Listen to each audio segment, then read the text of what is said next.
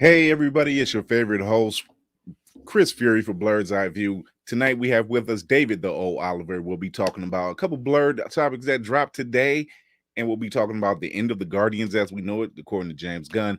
But until then, I want everybody to sit back, chill out, have some fun, and listen to us as we get started. Here we go.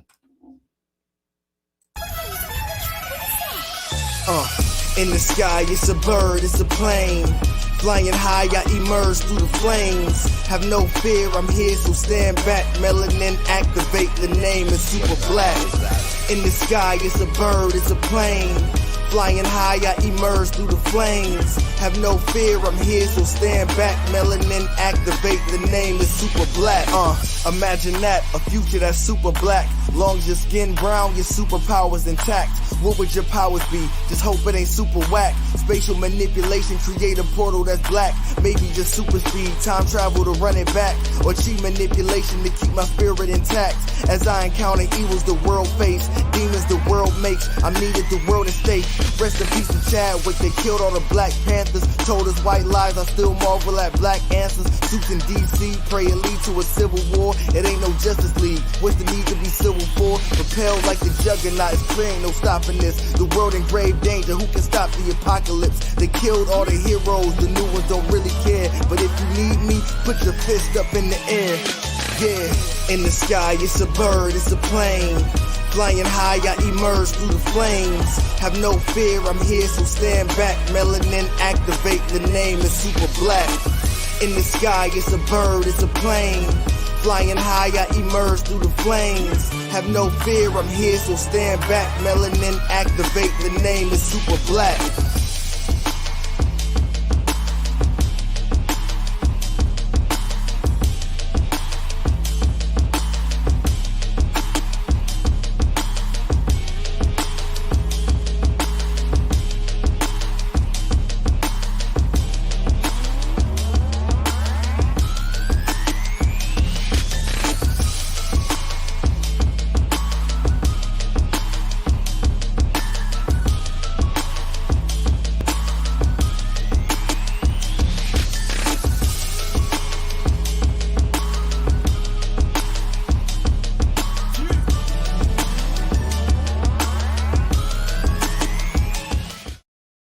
Hey everybody, thank you for tuning in to Blurred's Eye View, Ohio's favorite blurs with attitude. And if you haven't already, hit that notification bell on the YouTube channel. And if you listen to us while you're in your car or at work, you can now listen to us on iHeartRadio. Just hit that bell or subscribe to us wherever you listen to podcasts. So you can check us out on Captivate.fm and Twitch as well. So check the link in the bio on IG. Give us a follow. Until then, I got with me the man behind the boards, the hooded wonder, DC. What's going on? Oh, yeah, I forgot we was live. Hey, what's going on out there in It's TV amazing land? how he always forgets when it's his turn to speak. That's amazing. I know. It's a gift. How does he do? It's a game. It's a gift. It's one of, It's a gift. it's one I'm of like, my how? Every time. endearing qualities. I get so wrapped up in work that I forget I have to work. And also with us, we have the queen of memes, Candy B. Candy B. Jesus, you're getting there. You're looking. I'm going into a 12-step program. I'm going to kick the habit. The first step is admitting you have a problem. I can stop anytime I want. Sure. All crackheads say the same thing. I can stop anytime I want. You keep telling yourself that.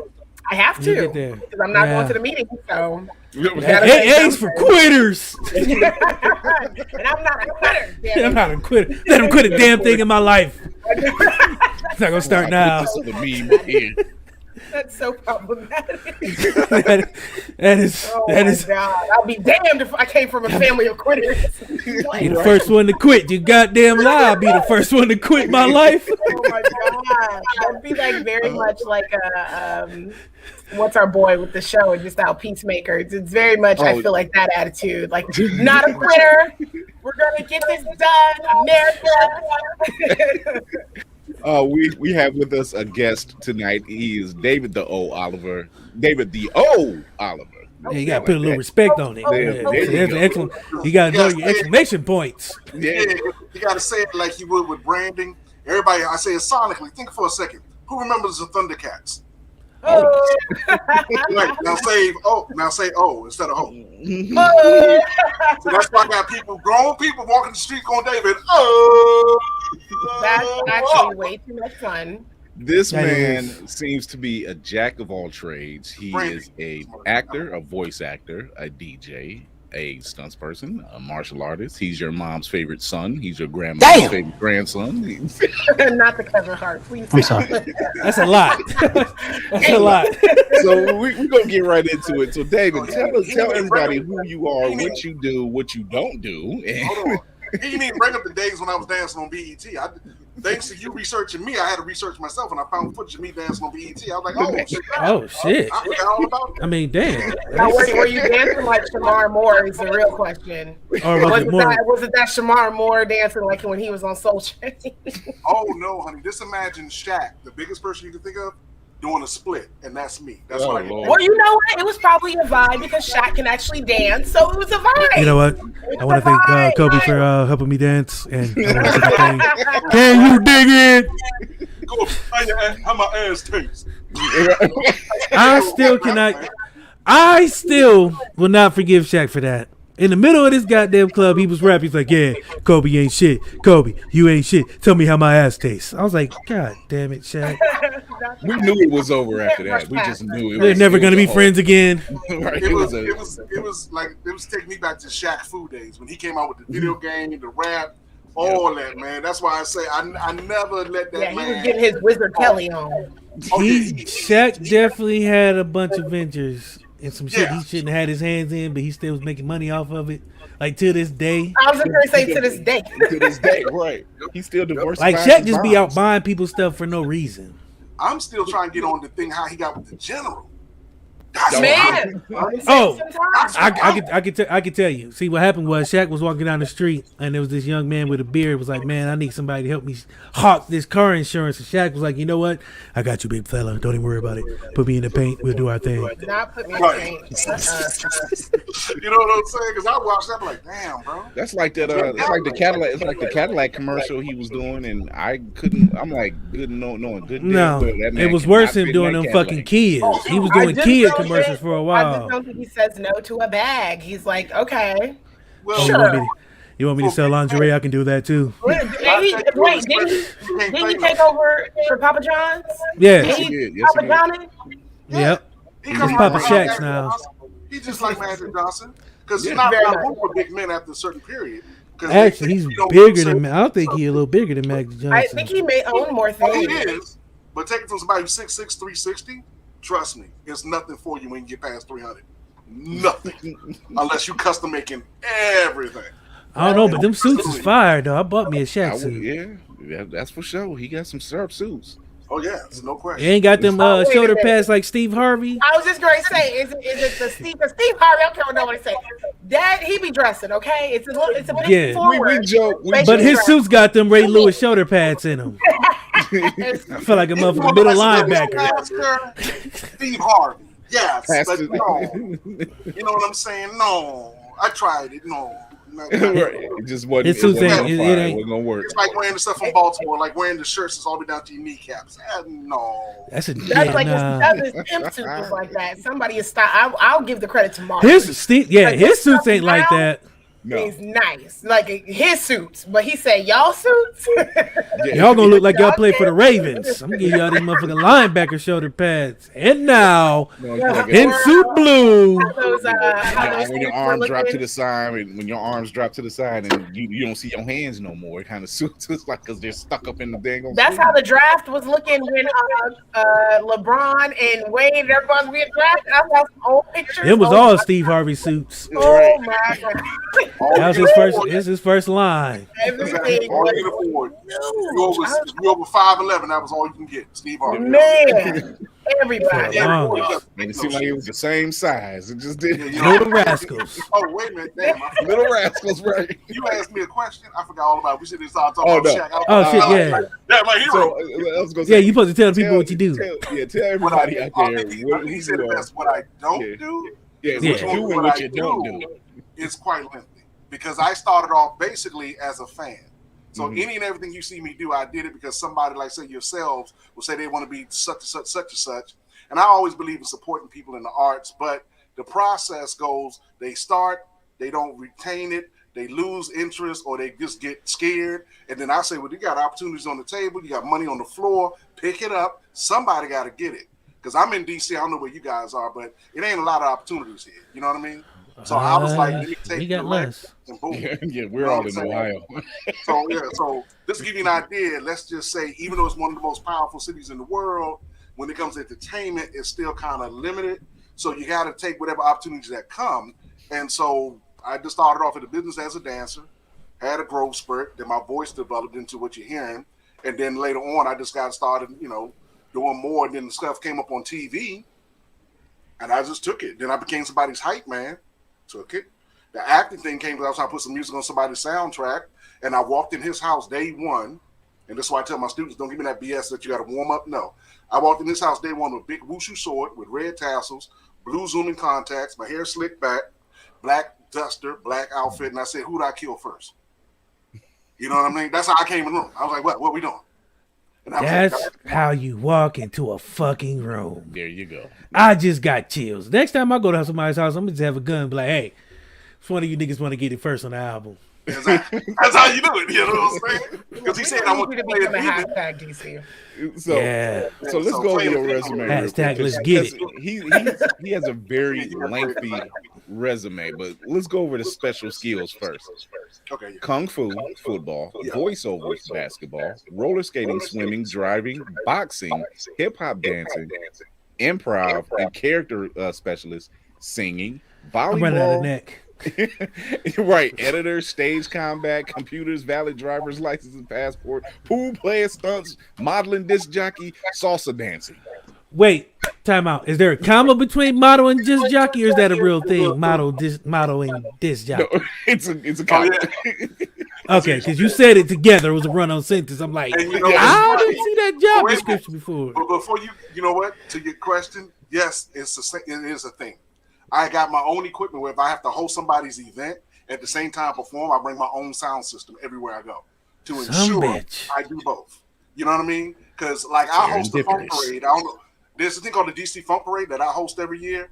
And one year the sound system went out. Me and my boy bought a whole sound system, hooked it up. Everybody like, man, I said, hey, party got a party, baby. We can't stop it for people who don't got no sound. Party definitely got a party. You know what I'm saying? And that's what I did. So literally, put that on a t-shirt. You had that party got a party. No, listen.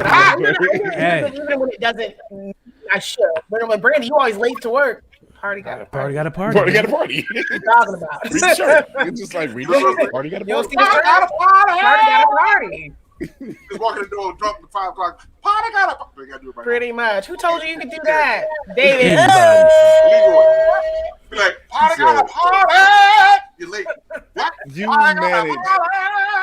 managed I to be never in late. some high profile films. Triple X 2 State of the Union. He played a diplomat. Yeah, that was hilarious. I'm sorry. That was hilarious. That day was totally hilarious. That's my first day learning how jealousy and envy rules in some places. Let's get into it.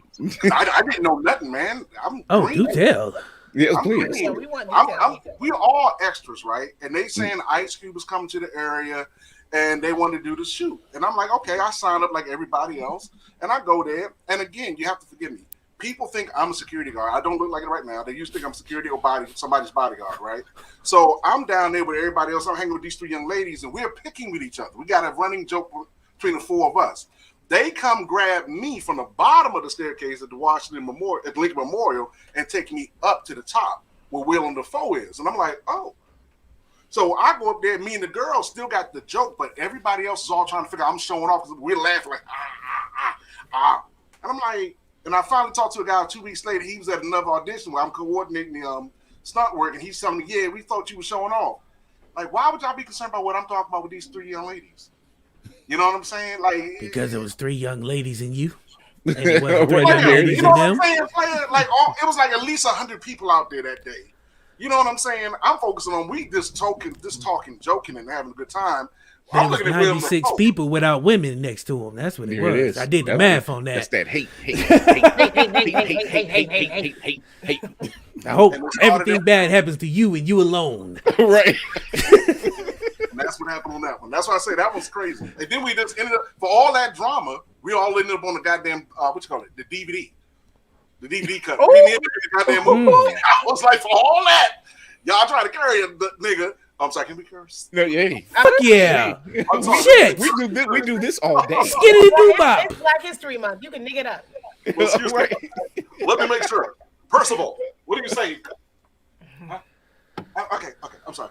That's Paulo. He always tell me keep it cool. Keep it cool. That's what Paulo. Yeah, I was gonna say, he looked a little nefarious. Well, that's Paulo. That's what he do. That's what he keeps me under control. But no, what happened was we just ended up on the DVD cut, man, and it was just a great shoot. And I mean, to stand across from Willem Dafoe, man, and see this guy in action, shit, dog. Is he short in person too? Until you're dead, you know. And then you just watch these guys, huh? DC had a question. Is he short in real life? Because I feel like he's just short in person. You gotta remember, man, to me. Well, yeah, never mind. Sorry, everybody's short. Asking Andre the Giant, are people small? No, let me back up. You know what? Are those baby hands on William Dafoe?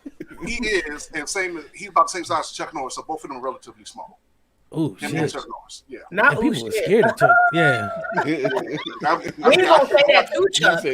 Hell no, that's Chuck Norris. William Dafoe, hell yeah. Chuck Norris, hell nah. Wait a minute, my son got to watch Chuck Norris, though. You said you got a story about Chuck? No, I actually said to Chuck, I didn't realize how small everybody in the room was. Literally, everybody in the place was small. They looked at me like, what the hell am I doing? Because I came off from my lunch break to come down to Union Station. They were signing thing. He had a movie called Sidekicks coming out. And they was doing that. And they had all these karate dudes, right? I come walking in the place, once again, y'all don't know this, but I used to be billed as the Black Steven Seagal. So I used to have the long hair, walk around with the vest on and shit, too tight jeans. And, not the shoulders. Hit him with the shoulders. Oh, yes, I did.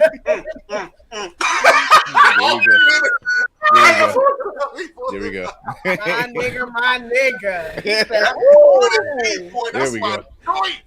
Hey, that face says, nigga, I'll kill you or I'll take your girl at the same time. You know what I can appreciate just even looking at your hands? You wasn't ashy. I appreciate black folks when they ashy. There was no ashy knuckles that day. He said, I was banned. That was a lot of that was coconut oil and shea butter and That's cocoa what he butter. went to go That's rob like somebody cocoa for butter. that beer. Give me all the cocoa. That's like cocoa butter. You know how it is with your Yeah, mama. that grew old, yeah. Cocoa butter now. But yeah, I mean, and walked in the place, and all the people was trying to figure out who I was, because I'm like, I'm just gonna go see Chuck Norris. I'm gonna see Chuck Norris. I'm a fan. But they wanted $100 for his goddamn posters and signature. I say, who the fuck? So I walked up, and everybody like, and you know what I did? This is how bold I am. I gave him a picture, a cartoon picture of me and my boy that was in my band.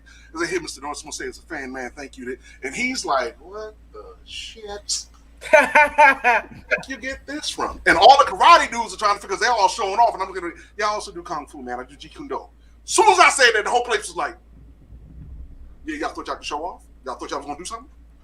What you want to do? You think it's a joke? I'm sorry, I sound like Wesley Snipes from the clip. What are you joking? Look at you. What you wearing? Look at you. And literally, that's how I walked out the place. But it was hilarious just to watch his face. But he's so itty bitty. And you know, so William Dafoe's the same way. They just all they look like if they ate a sandwich.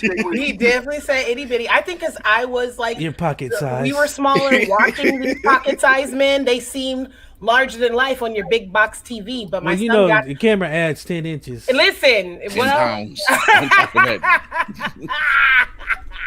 well, Yeah, well, some cases it doesn't. You're right. Because on some of them women, and that ass, some of them. So, But I cannot see. I'm legally blind. right. So now here. So it's funny when you mentioned that you was also a hip hop dancer as well, and backup dancer, because you were in the movie Step Up. yeah, and that was crazy, man. Which one? That was The original? the first one. The first Okay. one, yeah. The With first Channing one with Tatum? Channing Tatum. Yeah, and I had to. It's like 60 of them. I forget. Like, fuck. Second one was the best one. I don't remember. They were all dance You ain't get a movies. chance to be in the right one, David. You should have held out. Like, I know there's gonna be a sequel. You could have been dancing in the rain with Moose. What happened? No, baby. Can you imagine me bench pressing Channing Tatum over my head? Yeah. Yeah. Yeah. I'm okay with that. Actually, is that an OnlyFans situation or? How do we get that footage? Right. How does one procure that footage? That particular frame. How does that come into play? Y'all got me reminiscing like shit. Y'all That's what we're here for. We're gonna bring all of your old shit. Let's take a stroll down memory lane, as the kids call it. Right. So We it's like bring your up fond diary from when memories. you were 12. We bring up fond memories of Repressed days memories. old. Repressed memories. It was shot in Baltimore. I don't know if y'all know that, but it was shot in Baltimore, and it was right in the hood near where my great aunt lived. So I was just like, oh, I'm going around the way near Drew Hill, blah, blah, blah. Okay, boom, get there, doing our thing. But we was in a real house, gutted out, everybody in there jamming like shit. I ain't think nothing about it, but they had to bring me back the second time because apparently my reaction, I broke up a fight. And I didn't know I was breaking up a fight. I didn't know. It just broke out in front of me, and I was moving everybody back like this, you know what I'm saying? Just doing what I do. And they say, we got you on camera. Can you come back? I'm like, sure. How much? Oh, it's another $100 for the day. I'm outside. Nigga, I'll be there with bells on. Right. I'm outside with my Right other then. friends that do stunts, and we practicing for another project, an independent project we doing. People come outside watching us. We out there dancing, doing flips off the walls and shit. And so the choreographer that worked with Channing Tatum come flying out, and I picked up the girl, and he saw me pick up this big girl. He's like, oh man, my turn, and jumped in the air. And I'm like, oh shit. Yeah, we need that footage. Not the throw. We need that I wish you footage. could, man, because I was Yeah, like, I threw Yeah, Channing go ahead, Tatum. Go ahead and find that for me. Tatum comes out, he wants to jump up, so everybody jumps up like it's a merry-go-round. I'm like, what the fuck am I doing? I let this white boy, I kill him, and I'm being in trouble. You know what I'm saying? And that's all I can think about. He's worth too much money for me to throw him. That was definitely We're the black guy. that was an expensive White guy, white He uniform. broke the white boy. He broke the white boy. Definitely an expensive white uniform. I'll replace you later. I'll take your job. You, Yeah, white oh boy, my God. I'm ready to take you. So yeah, that's just funny shot. So But I got in because again, doing the split. That's how I got in. They just want to split. So you also were in Die Hard 4. Ugh, yeah. Shit. He almost threw up in his own mouth. He was like, Not that. ha, He's like, can we talk about regurgitation. Let me make make this clear to the audience so everybody can understand. When you are an extra on a film or television show, do not be the thirstiest fucker in the world. That part. Sit back, relax, make your check. Because no different than that photos behind me, they're not going to move. They're going to make a check, right? So don't be like, my mama going to see me. I'm behind Bruce Willis. The lady thought she was behind Bruce Willis and almost got ran over by Bruce Willis and the entire camera crew. Because she's pantomiming to nobody. There's nobody in front of her. She's yakking up trying to tell her, ma'am. Snatched her by her goddamn bag and pulled her out the damn way. And I was like, oh, Jesus, it's just stupid. It's only $75.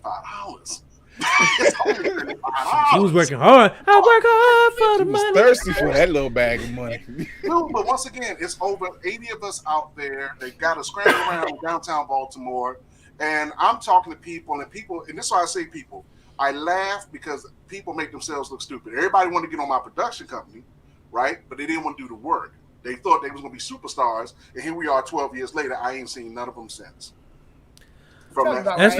That's because people want the fame. They just don't want to work for the fame. That's the word, right? And that's why I tell people I hate to say it. But that was the memory I had because I enjoyed. And it was probably niggas. Let's just be honest. They was niggas. Actually, no, it was a mix. Niggas be niggas. No, it was niggas. Because it was white niggas too. There's white niggas too. Yeah, in honor of Black History Month, we'll just blame the blacks. Yeah, no, I get you. No, I get you. Yeah. Let's just put it all. Let's just spread the wealth. No, we're not doing that this month. We're not segregating the blame. We're just gonna spread it all around. Accept that for what it is. Right, but that's what it was. But my greatest memory was Bruce Willis and them coming over and thanking me for moving her out the way, and yakking with them because she wasn't going to move, and she really thought she was. It's like this. Say I'm talking to Paco, right? Paco done move. He's smart. He see what's coming. I'm like this, and all of a sudden they just running 10 deep. Row. I'm like. Stupid. Hey, man, on my watch, she just would have got trampled. Dude, I was about to, but I said, nah, my thing with doing security and protecting people, man, the kicks in when I want to. You can't save them all. You can't save them all. Some people got to learn the hard way. Like, I'm a good person. I'm wired to save. Yeah, look at me. No, I'm saving people. Heal. Sometimes you got to let a girl take a boot to the face to learn her lesson the hard way. Flat out. I'm not advocating domestic violence, but I'm just saying, though, if you're in the way of a camera crew and you know this camera crew is cameraing, why would you stand? That's like standing on the train track and asking the train not to hit you. That's like, you know what? It always when I hear stories like that, and I always think of Cat Williams when you're like, shouldn't have been talking shit. It's just always that one. Bro, that's the best way to say it. Yes, exactly. Because that whole day was people talking shit, but then when they found out about my production company and what we do. All of a sudden, everybody wanted to come running. And then when they saw me talking Bruce Willis, they really came after the show. And I was like, really? Okay, I'll see y'all later. And I took off my truck and rode out. Got my little money, and just kept on smoking. So let's talk about your production. Yeah, I got my money. I moved right out the hood. Never seen him again. King of Rancho Cucamonga. Right. So let's talk about let's talk about your production company. What's the name of it? And what have you done? Productions. Welcome to Magnificent. Oh, Magnificent Productions. It's basically a temp agency because what I realized with a lot of independent filmmakers and entertainers, they don't have the connection to say, okay, let me get to a solid production company and then let me get a solid group of actors that can commit. And so what I did was I just had the great idea to say, let me do a temp agency style thing. Not knowing, I was just doing it instinctively because I was hearing all the stories, but I said, hey, here's a chance for all entertainers. Everybody's going to be a star, a lead, support, principal, extra. We're going to rotate. We're going to do 20 short films and rotate. Everybody gets a chance to be that, but you're going to pick a role that nobody would cast you for, but deep in your heart you can play it. That's your challenge. Then to the production people, give me what you got. If you keep it short, sharp, sweet, and simple, in less than a week, you can have a full production. Give me the contracts, give me the check, and you'll have what you need. Did it. And then I just went to DC TV, which is a public access station, aired everything, and we had 50 people bum rush their studio, and then I didn't know this, but I became a part of their lesson plan for producers. Okay. Look at you becoming history. So now I have a question for you. Mm-hmm. What's a role that no one would cast you for, but I'd kill this shit? I played them all already. I know that's right. For me, 007. Now, I literally, because I'm going to tell you this, that picture he showed you was a character called Lee Chi Moo that I wrote. And I actually found a real temple here in Maryland that has the Chinese Buddhas and all the stuff in it. And I mean, it's 60 acres of China. And they were going to let us film there and everything. Yeah, Monkey King. So I don't wait on no one. I've done them all. And see, that's what I like about you. I've watched you, and you have this go-getter attitude, and you say, "Look, I'm not going to wait for somebody to give me the opportunity. I'm just going to take the opportunity and do it." Oh, well, let me answer her question for real. I'm supposed to be dead, honey. So literally, with what lifestyle I had here in DC, we weren't supposed to be living this long, and everything that doesn't happen, it was a grace. And that's why I tell everybody, my dreams are always small, right? But as you see, the results are larger. So I can never really answer the question, even though I gave the question to other people, because I just kept doing everything. When somebody presented, I was like, oh, okay. You want to be on MTV? Sure. 30 years later, I'm on MTV killing people with Victoria Justice. I'm chasing Victoria Justice down the hallway. I just watched her on her TV show less than 2 months prior. Oh, yeah. So it just all came about. So I would say, honestly, no, let me back up. If I can play Toad in 5 Deadly Venoms, that's it? yes. All right. It. He said he had small dreams. So he don't want much. He's a man that don't want much, but gets a lot. But gets a lot, exactly. Agreement. Not that's it. It wasn't a question. You sound surprised. You surprised voice. I take it now. You've played. You can't win. You can't get out of the game. How was not Chris's fake with the don't tell me you were a singer. Yes, I used to be in a group and sing, but we used to do house music, and we were rapping. So you know what I'm saying? So like everywhere I go, people rock through the floor. The intense intro, just like a volcano, blowing up the Z from Miami to Chicago. Yo, Jed, drop the house on them. Hit them with the rhythm of the new millennium. Come on, y'all. Now bring it on. That got us on BET and the Apollo. Damn. Shit. You know what I'm saying? But that picture right there, bro. Every time you we want to have talk a about guest. ultimate? Why you pull up that picture? You don't know what's connected to that picture, do you? With this one? Beer? You didn't find the other picture that got Spike Lee and Sway in it? No, I didn't have that one. I didn't have that. Dude, that got me a chance to be featured in their thing for Michael Jackson celebration. Really? No bullshit. That's what I've been telling all these young people.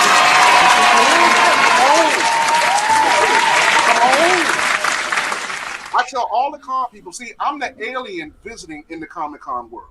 I'm trying to show you how to take your fandom like me, my Saturday afternoon Kung Fu, my Saturday evening Soul Train, and be in the story. Be a part of the story. That's all I wanted for myself. Just be a part of the story. If I see an opportunity, I can be there. Or if Candy say, hey, Dave, I want to be on there. Okay, boom, let's go, Candy. You know what I'm saying? Or DC say, I want to be there. Let's go. I do want to be there. Yeah, for real. You're gonna be mad when I get done. You know what I'm saying? I ain't gonna be mad. No, when I give you the secret, don't worry. I'm gonna give you the secret so your audience can have it. But trust me, there's an opportunity awaiting. Yes, for you. But you know what I'm saying? That's a 3 a.m. infomercial. That's the pitch right there. That's DC Chamber. So hold on, let's get the fingers together. Let's get the infomercial going. Opportunity. That's one of them when you wake up, sleep, and the animal commercial just went off with the white lady like, "Hi, I'm White Lady," and I'm pretty sure niggas did this. That's what she said. That's exactly what she said. Shout out to my guy Patrice O'Neal, man, because I can never look at another one of them commercials the same without Patrice O'Neal saying that. But yeah, that's the commercial going out there. Here at David O and Associates, we can make your dreams come true. And it be that little Asian dude, what's his name, Money Mike or whatever his name is. I'm rich. This what I do. Yeah. I'm only mad because you just hit on 2 notes that I was not expecting. People call me at 3 a.m. talking about, I heard your voice in my sleep. You woke me up. You went Master Mexico. The question mark guy. I was like, oh, it's nationwide? I didn't know the commercial went nationwide. And then Patrice O'Neal was the first one to make me realize what I needed to do as far as my presentation, because he had me read for his show on Comedy Central. Oh my God! Wait a minute. Hold on now. Hold on. Y'all gotta wait. Over there. We gotta go over that now. Let me put a pin on that one because I'm gonna go back to the Michael Jackson. Wait, hold on. I'm a Patrice O'Neal fan. And I feel like he's very. I'll wait. I can wait. It's a secret you don't know, but you can do it. It's it. I'm gonna wait. Paco say I got you. So I got him. He'll know. He got me, Paco. Chill out. But Hang you see, on. if you commit to the idea, then the premise will come, and you won't know it's coming. But the Michael Jackson, the reason why that's important, because my mother had just had her stroke. I'm taking care of her, and that was my first time out. And I just saw the documentary on Showtime with Spike Lee doing the thing. Didn't have no idea, but you don't see it. But my House Nation crew saved me that day. We literally walked across the Brooklyn Bridge with me wearing that outfit in a giant bag, and we get there, and the entire Brooklyn neighborhood went ape. They had no idea. The kids were like, "Who is the clown?" But the adults just went ape. And Spike Lee, if you can find it, it's right on my Instagram page. Spike Lee cracked on me because I did the split. Whole neighborhood went off. Had Sway doing the Ease on Down the Road dance, and then the half of Brooklyn doing the electric slide to Michael Jackson.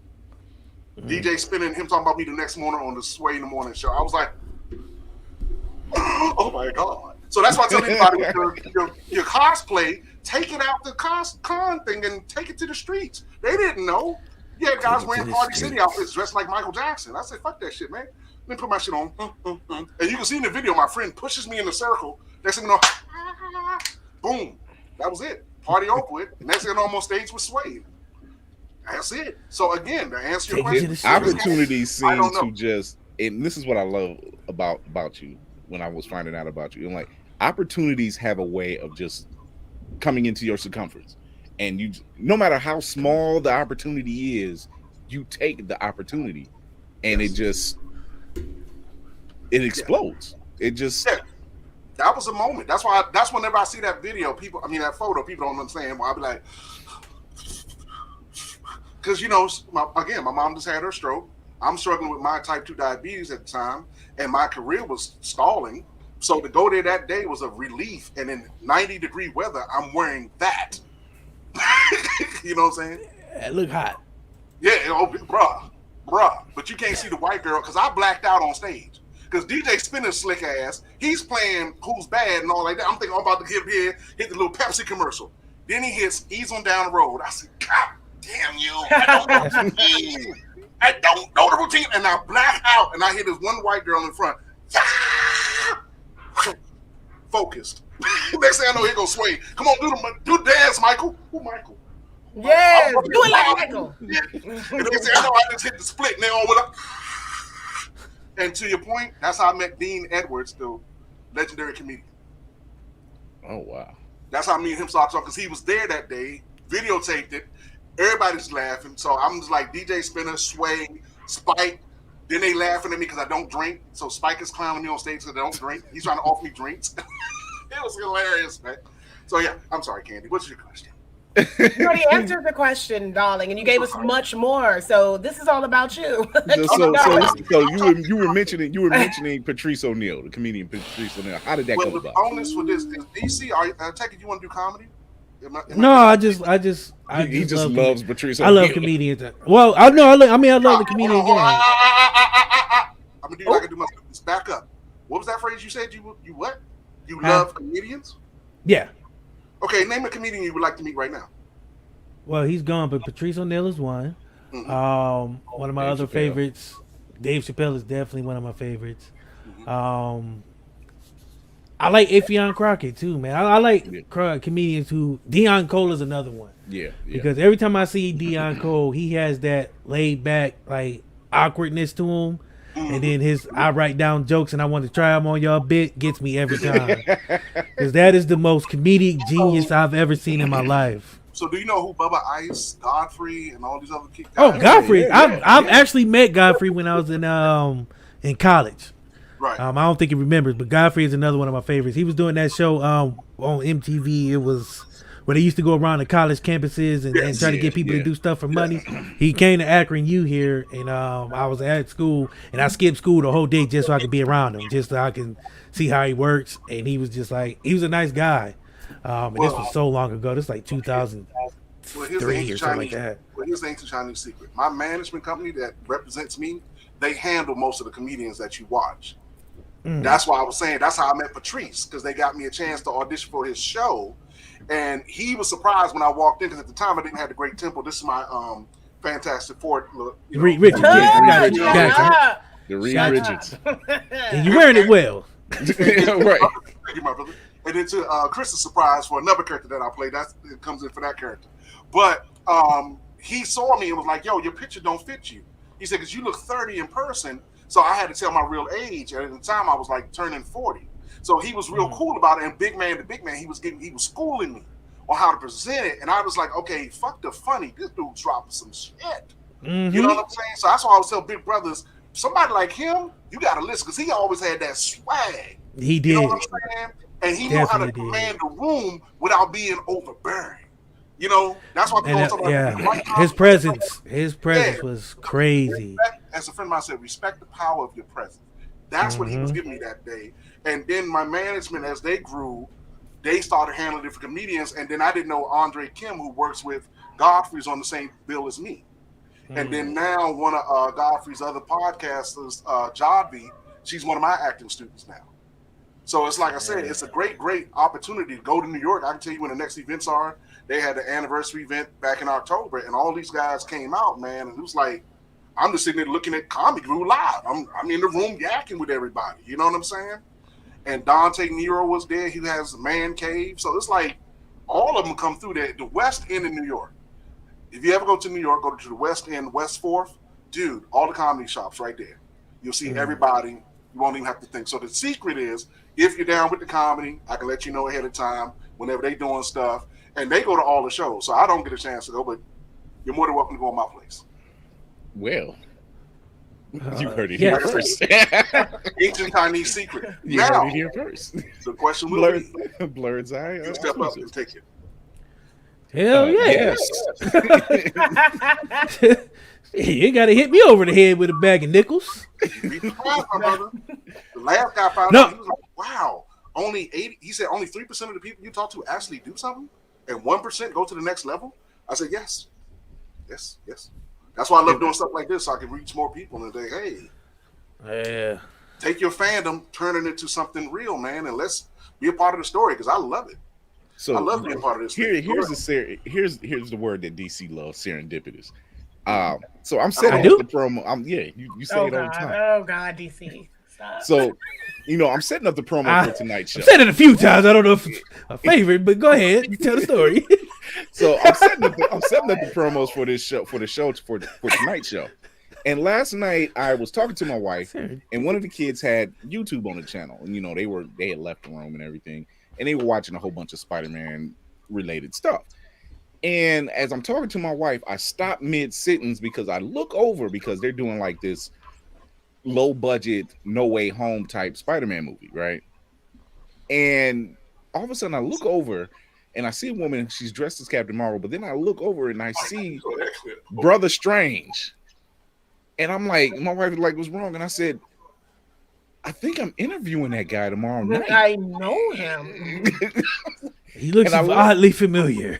So I grabbed the remote, I paused, and I'm like, oh my God. And I pulled my phone out, I'm like, yo, that's David.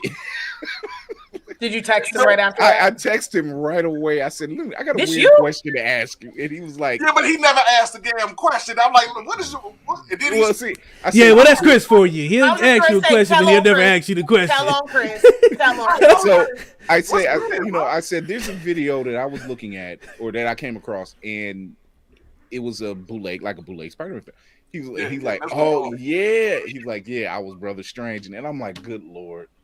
Yes, okay. It's a whole series. And again, the kid that's doing it did not know who he was talking to when he met me at Otakon. He was just randomly doing his trolling thing, because it's called troll. He changed it all up because when he added me and all the other people on, it just became a whole cinematic thing. So we came up with Trolling Cinematic Universe, TCU, and everybody just came in randomly. And the thing about it, he didn't know what I did. He didn't know about Gotham and all the stuff. Even though I told him, it didn't hit him, because all he knows is YouTube. And it wasn't until one night we all talking, and he said, hey guys, he was on the real Batman thing. I said, bro, you late. They don't, you. He was like, what? I said, bro, it's 5 years ago, man. I still make money off that. Yeah. Hey, cowboy, I made it into a meme and everything. For people's birthdays, I say, hey, have fun. So that's it, yeah. And he was like, wait a minute. So I said, that night when we was doing the film, I said, remember I just said I was going out with Kevin Bacon to read for A City on the Hill with Kevin Bacon? He was like, oh shit, that's what you meant? Yeah. Wait, hold on. It wasn't. Did he miss something? Because again, three things. One, where we were, you're not gonna think, because I'm not behind the desk. So you're not going to think somebody that caliber is just standing out in the front of the stands. Because I was talking to the people I hang out with, and one of my mentees and his fiance, he came up, hey, I need a Doctor Strange. I just had the cape on, just bullshitting. And he, came over and I did. In some kind of way, I turned into Mr. T / pastor when we went to this guy dressed as Luffy. And I said, do you feel it? Do you feel the energy in the essence? Coming into you, son. What do you feel? Hold my hands. Hold my hands. Spider-Man, go home. Spider-Man. Wow. And then everybody went off on his page. And I didn't know. Then they called me Black Doctor Strange. So I said, it's okay. I said, what are you? He's the one guy, he's Latino, and the other guy's from the Philippines. So I said, as long as it's from men of color, I'm not tripping. We men of color, what's up? But, we all started going, and then it just grew, and now it's a whole concept. We got fans drawing fan art and all this other stuff. And as you saw in the clip I sent you where I'm doing the Omarion thing, it was just hilarious. And the people in the church, they don't know. They don't know. And he never made money. People was giving us money. That day we walking around together. He said, man, what is with you? Nobody's never given me money before. I said, they think it's New York. In New York, that's what they do. They pay you to take a photo. Give you money for yeah. They just he do that. Know. It was just a whole new thing. But he has his own thing, man. It's like he gets like almost 1 million views off of it. So, he's teaching me stuff. So I don't hesitate. Whenever he gives me a call, I say, yo, I got you Friday nights.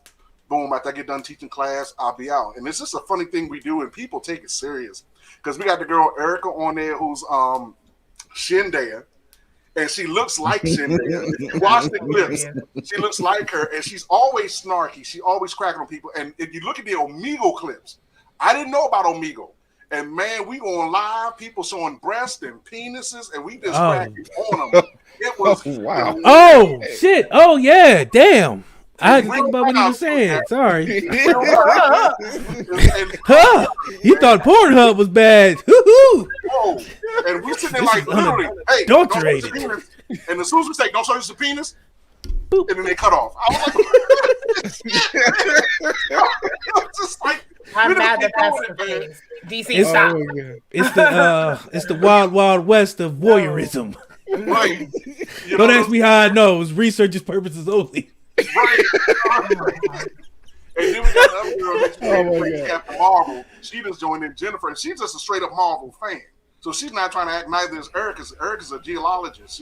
She's the rock nerd. Erica is the Marvel nerd. I am the acting nerd. John is just Spider-Man nerd. And it just goes on and on and on. So everybody just got their different thing, man. And then we got people behind the cameras that you never see. We even got a young brother playing Electro. So it's a whole thing. We just, whatever they do on the Marvel, we flip. Make it our own, man. This is hilarious. That's what's so funny about it. Let me see if I can pull it. But it's funny to see all of that. Let me see if I can find that clip. I had it up there. There we go. This is new. I got to learn the StreamYard stuff, man. What video is this? Oh, yeah. I like watching your face, Chris, as you're trying to like find something. He's like, I need. Got it. There it is. Not that. Yes, DC. It's the lean in for me. He leans in. Then he goes back. His lens catches that glare.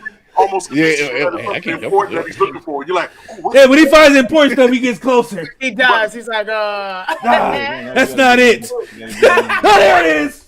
That's not it. When the nigga go 3D and shit like that. That's the stuff. I'm almost in. I broke their firewall. Oh, wait a minute, I'm in. Not the 90s hacker. Like, Chris, can you get in? 30. Is the Pope white? Yeah, I can get in. Yeah, exactly. Why do hackers get that weird ass?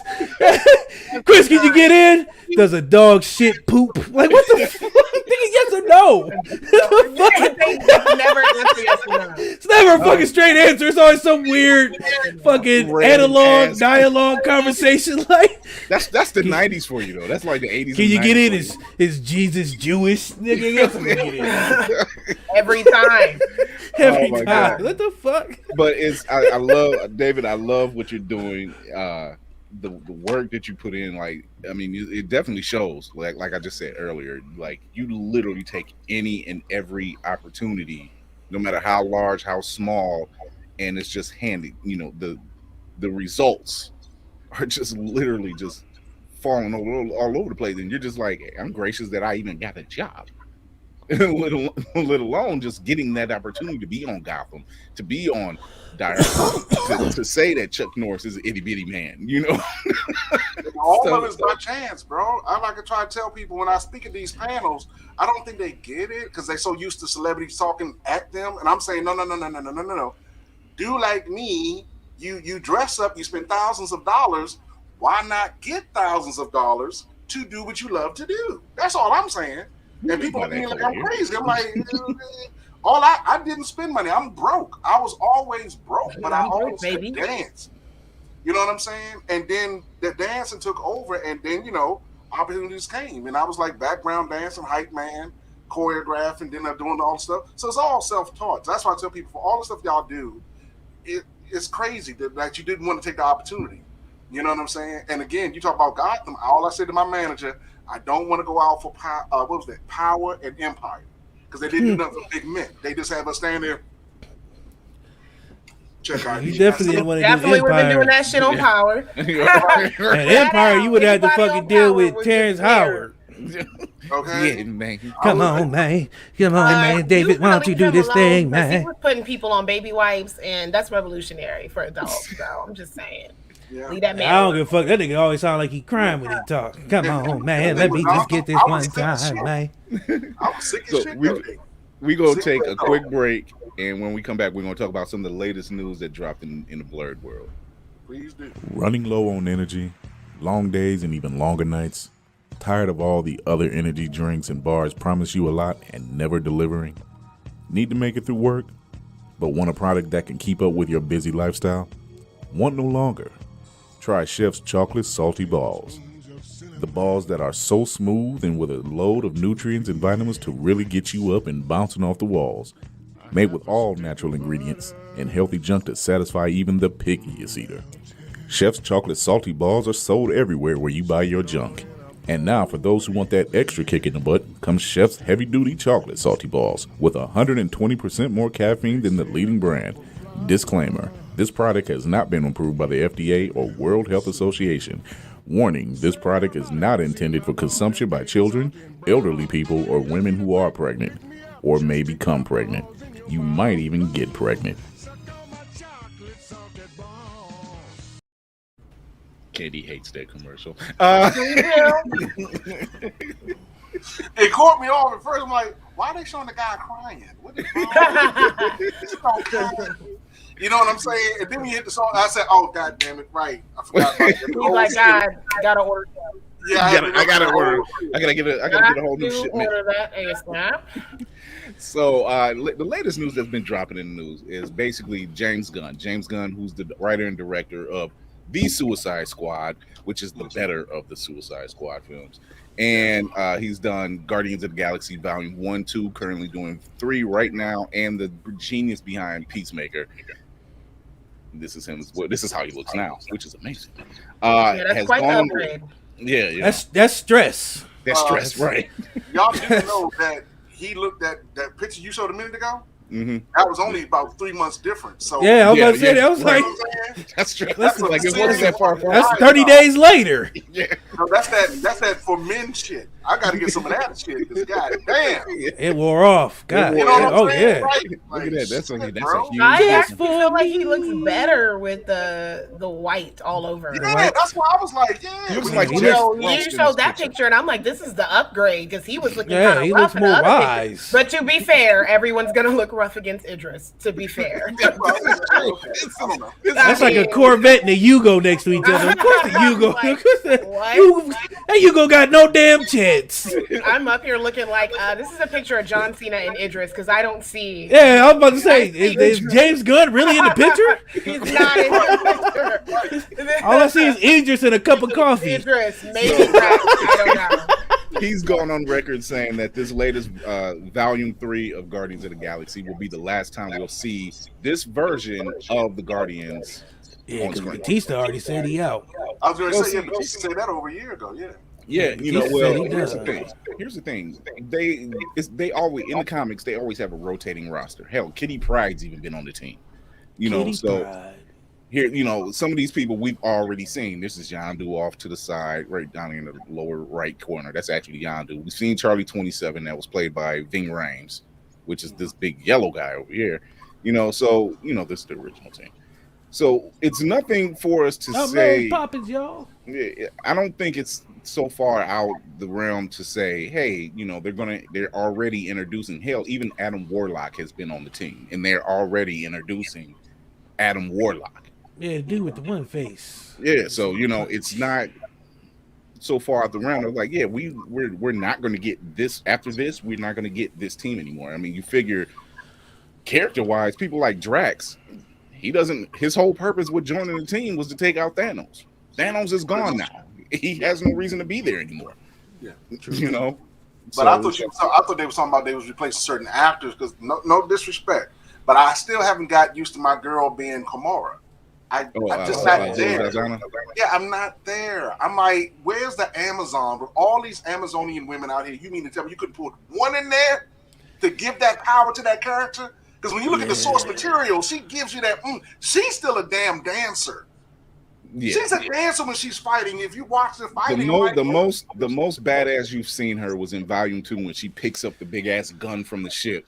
That's it. It was definitely giving me anime girl vibes. Yeah, you know, that was probably the biggest, her biggest kick ass. I don't think what helped her is the girl that plays Nebula, even though they're about the same size, she kills that shit.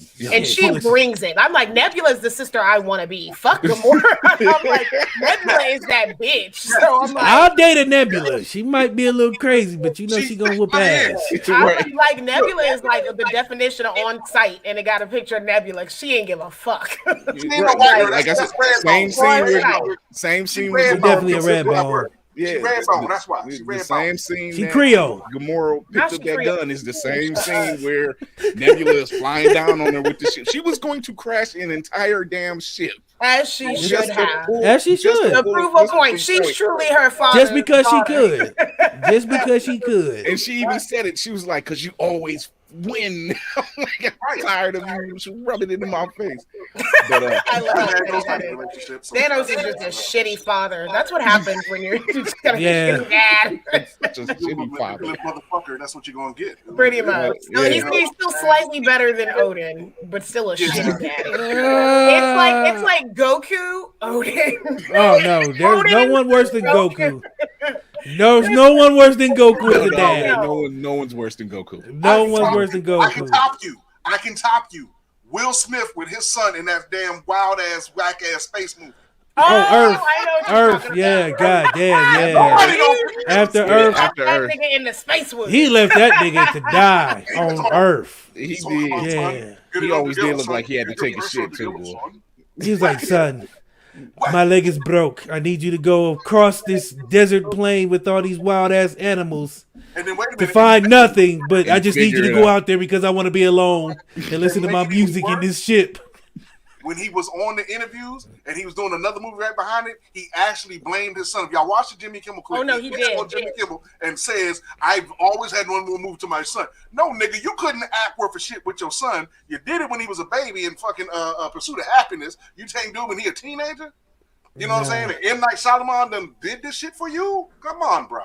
Yeah, he's worse than Goku. I got it. So Will Smith takes precedence. Now he actually Goku. took like real life. We were naming characters. He's like, no, Will Smith in real life. He's up here. He up there. Life imitating art. Right. Yeah. So DC, I know you're gonna love this because I damn sure do. But guess who's making a comeback? Shit. Really? Oh. Really? Yes. Razor and doing it. The same crew, the same the Tremblay brother, the Tremblay brothers. Okay. They're still doing it. They said they're gearing it towards 5 to 11-year-olds, so that fits the as they should. Fuck that, nigga. I'm watching that shit too. Yeah, Well, they said 5 kids. to 11-year-olds. They said I'm the right same there. They said the same 10 and a magic that half. they do. They said 10 and a Like half. Adam Sandler, you're just you sitting out there. I'm just huge for my age. It's just cereal, big old bowl of cereal. But they said they're not really changing anything. They just have a new animation company they're But it working wasn't with. dedicated to little children. I mean, at least if you were high school. Yeah, I thought it was teenagers. Yeah. Right, that's what I'm saying. But I mean, the fact that they're saying that they're staying with the same formula, they're getting more upgrade. Like, let's face it, that SWAT show cats. was the shit. It was. Two mechanic It was. cats It was. drive a big It ass was. T50. Because their and technology shoot at was on other point. cats. They were always ahead of the game with the technology. They on that were, show. yeah. I fucking love it. I was watching it on Tubi a couple months ago. That's how good I was. Like, fuck that. Let me watch this back on Tubi. I said, Yeah, they got SWAT cats. And then they had, what's the other joint? That was a sister show. Cops. Cops. Oh yeah. yeah, Cops. Boy, People don't remember Cops, man. That fucking intro was the shit on Cops. That was one of the first times you got to see a brother as the lead. What was his name? Sledge. That nigga was killing. Bulletproof. Yeah. I must have been down like He had the anime. curl. He had the S curl. He had that Superman curl. And he was in that trench coat. The best underneath of it. Bullets. Before I even knew about Comic-Con shit, I went out and bought the trench coat with the vest underneath shit, and I walk around. I remember that first episode. I remember how the way he was already named Bulletproof. Going into Vest. Macy's, we have vests and trench that you can, I'll find it. Never mind. I'll Don't worry about it. find it myself. Don't worry about I it. love that show because Why are you he was telling already my named. story? That's what happened. You have this in a men's I'm large. clairvoyant. I love the would fact that he purposely was. ignore him walking into a department store because you ain't finna stress me out because I ain't got your size. As Right. soon as his big ass come in, nope. It's just Stevie he may not Wonder, even I have it. don't- He I got don't a see him. special order. He got But a I special cannot see. I'm I legally can't blind. see. I'm Helen Keller. I what? Nope. order. But I love the episode. I love it because She pulled that Ray Charles like, why you do that? Why you gonna do that, man? I'm a Baby, big I just dude, saw you in the baby. food court. I saw you read the menu in the food court. Why Huh? would you? She be like, but I can't see. You know, I'm doing I it. love that. I love that first episode because even then he was named Bulletproof Vest before he even got the bulletproof vest, and that's how the episode. I still think that's like, a fucked up name, though. He got shot up. Only to Sorry. turn around and like at the end of the episode, his whole Yes, man. That's just like, hey, man, your name is Shells, Bullet Shells. That's what we gonna call you. Oh god. He was the only brother on the show, and he had to be bulletproof vest. They couldn't came up with no cool ass But think about it. shaft or something like that. What other name could you have given him that would have had a boom? Nightstick? Blambo, Nightstick? Lambo. yeah, Black Rambo, Blambo. Oh my god! That's when this past the focus group. I Exactly. guess Right, running That's past when the the focus executives group. are like, this is Darius' last day at the office. this is my last He day. said Lambo? He's not gonna name anybody else. I got kicked off of naming people. Now I'm just fucking picking out clothes. Yeah. Came away with blam blow. The white kid came away with blam blow. Mom, did you get the blam blow? The 12 inch? Yeah. Okay. Now that you say it like that, Yeah, that sounds exactly. it does sound like a sex sorry, story. they didn't have You Turbo ran Man, past but the I got focus you group. Blambo. No, it's not what I wanted. I don't know, man. The bulletproof vest it felt like he deserved more respect. That was just No, but you think about it. Now, I'm going to tell you. You know was what? tough, though. Andy, I'm wrong. If they do a live version of that, nigga, I would lose 100 pounds just to play that role. That's You it. would? Yeah, because I love had- it. Like the I obsession did is real that over shit. here. I did Yeah. that shit. I'm not lying to you. This is before I knew about cosplay or any of this shit. You know what I'm saying? I would love that so much. Like Yeah, I've been I thinking would be about here that for for that years. all day. And if you need a PA on set when they hire you, I'll do what I gotta do. Hold on, Candy. Let's do like Chris says. Fuck that. Draft it. Do a screenplay. Do a demo, and then you take it out here because right now people are watching. The kid that's You know doing what? the Let's TCT strike that and reverse it because I ain't even gonna lie to you. I'm not a writer. I write like a serial killer anyway. That's my But area. that guy, Chris is the writer. He's the scriptor. I just act a fool. But this one, he does the shit. But guess what? I'll teach you what I teach my students. Flesh out the characters for Chris. Chris will build the world, you build the people. I know that's right. That sounds like something else for me to get paid off of. Because I ain't doing shit else for free that I'm good at. Nothing else. We are done. I am done. This is for, I know Violet Verse, right? Yeah, okay, yeah. Violet Verse, yeah. These are 3 scripts for Violet Verse to be bumped up from her current level to level 5 with all these other child actors. I love Violet Verse. She does great cosplay. I know they just recently had a fire at their house, so they're trying to kind of rebuild. But yeah, Violet Verse is awesome. She's one of my acting students. I gave her the whole free session, and I'm still working with them. So that's why Curtis at Head Nerd in Charge and all the ladies over there, Tef, Lovely, and Sassy, they all playing roles, and I'm directing it. I wrote it and producing it. Look how tight this circle is. I did not know this. It can get tighter, you know. We can get tighter. We can make it tighter.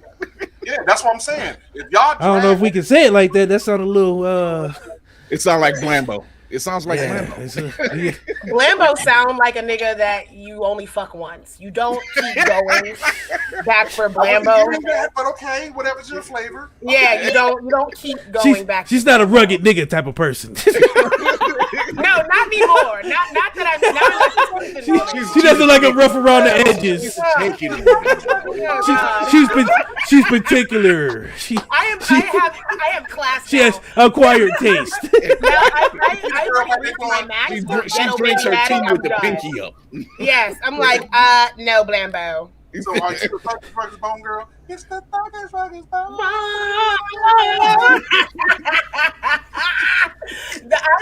That is a Negro spiritual now. We really like you have to sing that shit from your soul. You definitely got to feel it. You really do stop what you're doing and sing that song. I don't care. Anytime someone said it, I have sang it. I have sang that shit.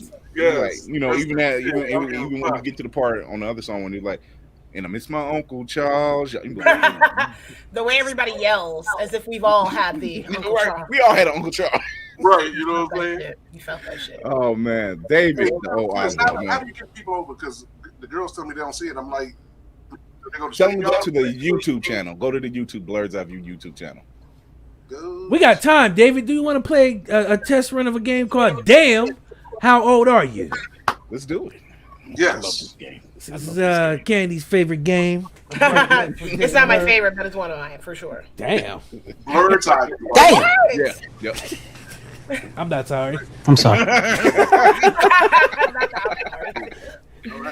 So the way this works is we're gonna give you 4 questions. One from the 80s, one from the 90s, one from 2000, one from 2010. You get them all right, you win our admiration and a hand clap. If you get it wrong, you get forever shamed. That's forever shamed. Are you ready? So we're going to start with the 80s. Not that one.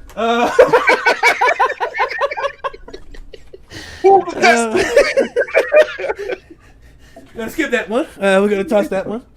Okay. Nancy Reagan just say no campaign. Yeah, it was pretty much that line of questioning. It was very Was hot. that the one? Didn't she just get brought back up for being like Superhead or something? Was that? Yeah, her? she was. Yeah, Nancy Barbara Reagan? Bush. Yeah. Nancy Reagan was back there giving that good old. She had the Reagan. When they said Reaganomics, they wasn't talking about her husband's bad drug trafficking stuff. They was talking about how she was back there giving up equilateral in the back of the White House. Yeah, they said she had that knock 9,000. She was the original. She was the original Squawk Box. That's what we heard. Doing the gummies because she was old. She's probably doing gummies. Hey man, them old diplomats. She was in there giving them she was like, even though I old her like a chocolate for water. It expands in a different way when you pass 50. I'm sure. I don't know. Did you say don't want to find out. Water? Yeah, she's trying to give them that chocolate for water. So question number 1 is from the 80s. In which video game did Super Mario first appear? A. Duck Hunt. B. Legends of Zelda. C. Mario Brothers. Or D. Donkey Kong. It was Donkey Kong. Oh wait, shit. Was that for him? Duck Hunt. Yes, this is David's turn first. No, Duck Hunt. Uh-huh. A. B. Legends of Zelda. C. Mario Brothers, or D, Donkey Kong? It was Mario. I thought it was Mario Brothers first, and then they switched it over to Donkey Kong.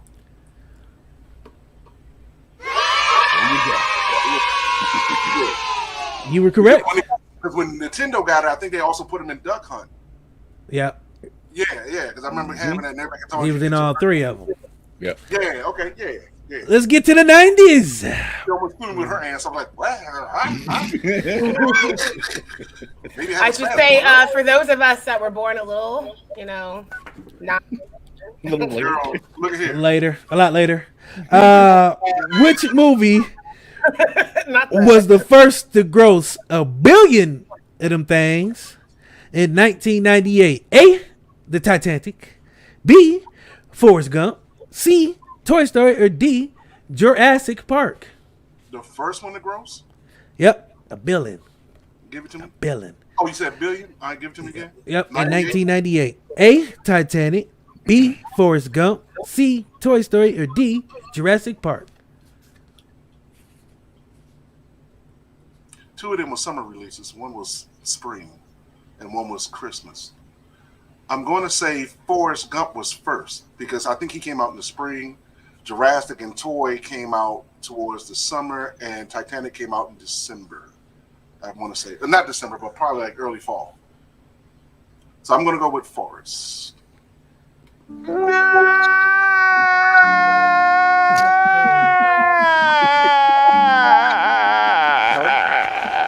It was Titanic.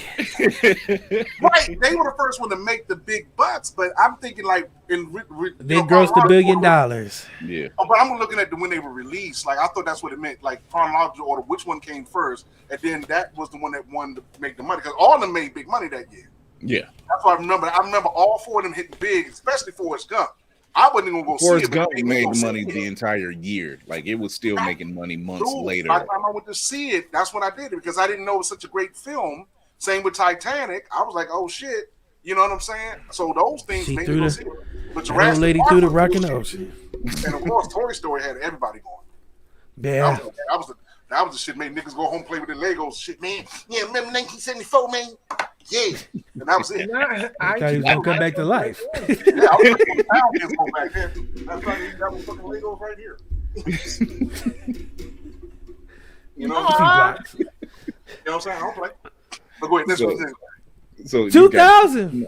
Oh, this is the worst time. What star? No. It's the best of times. No, it was What? the worst time for me. The best of times. It was the best of times. It was the worst of times. What star did Madonna kiss at the 2003 Can I VMAs? scream this? No. You sit back. A, it's Britney, bitch. B, Drake. C, Avril Lavigne. Or D, Kelly Clarkson. It was Brittany. The look on Brandy's face. I only asked that question because Brandy's on and she's a Britney stan. I was like, why would you? If I don't get at least one Britney question in this game, I feel like she's gonna explode. I'm like outside of the window. We ain't gonna slide past with the Brittany now. Well, Yeah. Back then, I was following You gonna Brittany. cut her if you had said Kelly Clarkson, she was gonna cut. Oh the my fuck out. God! Yes, we're kindred. Yes, And I was well, into well. all of it. Old Town. Come Old on, Town, yes. I dream about a And girl I- that's mixed to Destiny's Child. A little Wait a bit of minute, a get another girl. one. 98 degrees. Niggas say this is shit. No, come on, 98, and then I'll do you one better. I was LFOing it up. I was sugar raying it up. I was all that trash. No, let's face it, we all were doing that was shit. a We pop all were all into girl. that. What? Wait a minute, hold on. Third Eye Blind. Look There at you you! go. Yeah, oh come on! Matchbox 20? Like what? What? Wait a minute. Let's talk about guys with the ED. Limp Bizkit. Come on! Cause what did we do it all for? You think it's a game? Get fired when these bitches want Isn't you. that game? Why would that was even a thing? And his little red cap was iconic. I'm just like, why did we make some of y'all famous? I mean, they took the hip hop. That's because he had meth. He had meth in the radio. He had Method Man in That's the what I'm radio. saying, In man. the They video. put it, and then what I'm loving right now is there's this resurgence of everything late 90s, early 2000s. So my niece, who's like 24, 5, she texted me, and I love younger people because they make you feel old as shit.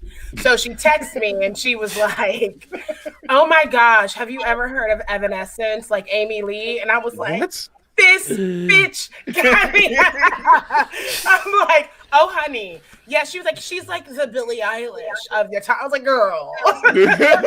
Girl. And Damn. That's that DJ era that he's talking about. I'm sorry. That's why when you said it, that's all I was playing for folks. All that stuff. Even Ruben studied, and that goes back to me doing Flying Without Wings. Flying I up, love flying up. that. We got one more. All right, go ahead.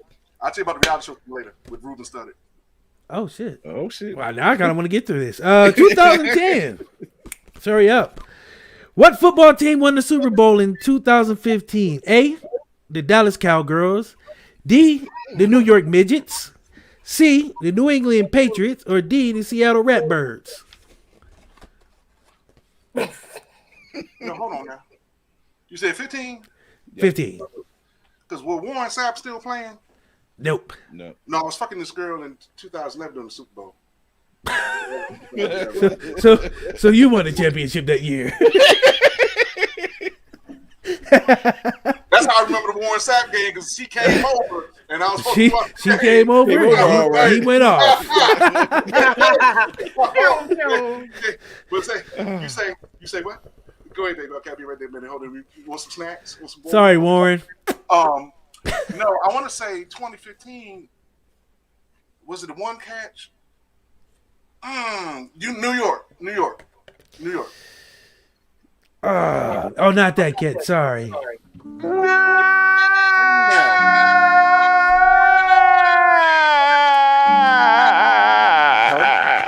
It was the New England Patriots. Okay, right. But was they playing against New York in that one? They was playing against Seattle. Yep. Okay, that's it. Because I'm thinking about the one that he was going up against, and New York my man got that one-handed catch. That was in the 2000s. Yeah. Earlier. Okay, messed it up. Okay, that's me. Oh. Another So, rousing game of so- damn, so- how old are you? Yeah. So you have a story about Ruben Studdard. Now. Well, I got weird Ruben studied. Yeah, I get it quite often when people can't think of the big men, they go Luther Vandross. Lately, because when I do this with my eye, I get Forrest Whitaker. Every time I go to New York and I do Forrest Whitaker impression, everybody goes crazy. They lose it. They really think it's him. And then I get used to get Mike Tyson, which I never understood. And then I would get Shaq every now and then. Like lately, since I've been doing Brother Strange, and I had the haircut, they say he looked like Thanos. Oh, like I got fucking scrotums for a chin. What the fuck is that? Hey, Paul Chinian. But this is when I was on the reality show, and we were singing, and they were looking for the worst singers in America, and we didn't know that. They advertised people come to Philadelphia. We just did Mona Scott's thing, and because I got on all the news stations and radio stations, everybody was running behind me. So we went to Philadelphia. We get there, and then the next day, that same night, they called my boy, but they didn't call me. And everybody just knew I was coming back, right? Get there the next day, the guy was trying to tell me, he said, "Look, Dave. I said, "What, man? Why they got no singing?" Because I'd never been to a thing where you couldn't warm up, couldn't hum, couldn't work together. I said, "What is going on?" I've never been in a production where we couldn't go, ooh. Get that doo-wop. Now I get to do-wop. Right, you're right. You know, we was in there, me and my boy was like, Get warmed up. In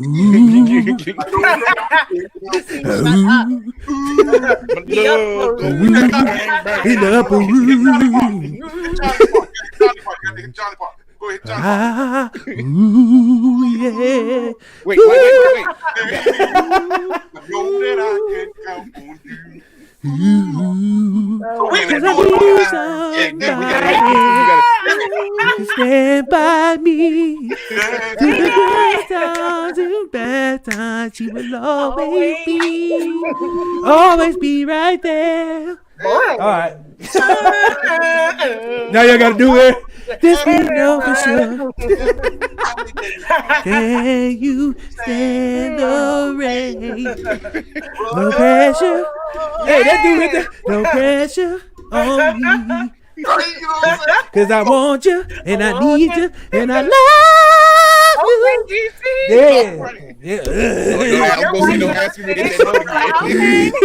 Don't ask me to get that note again. Look. All that right there. That's what me and my boy was doing. But he was hitting the notes just like you just did. Guess what? They brought him back to meet Tone Loc. Damn. Just because Funky he did Cold that. Medina. And I didn't know it. We get there. I'm trying to work with everybody.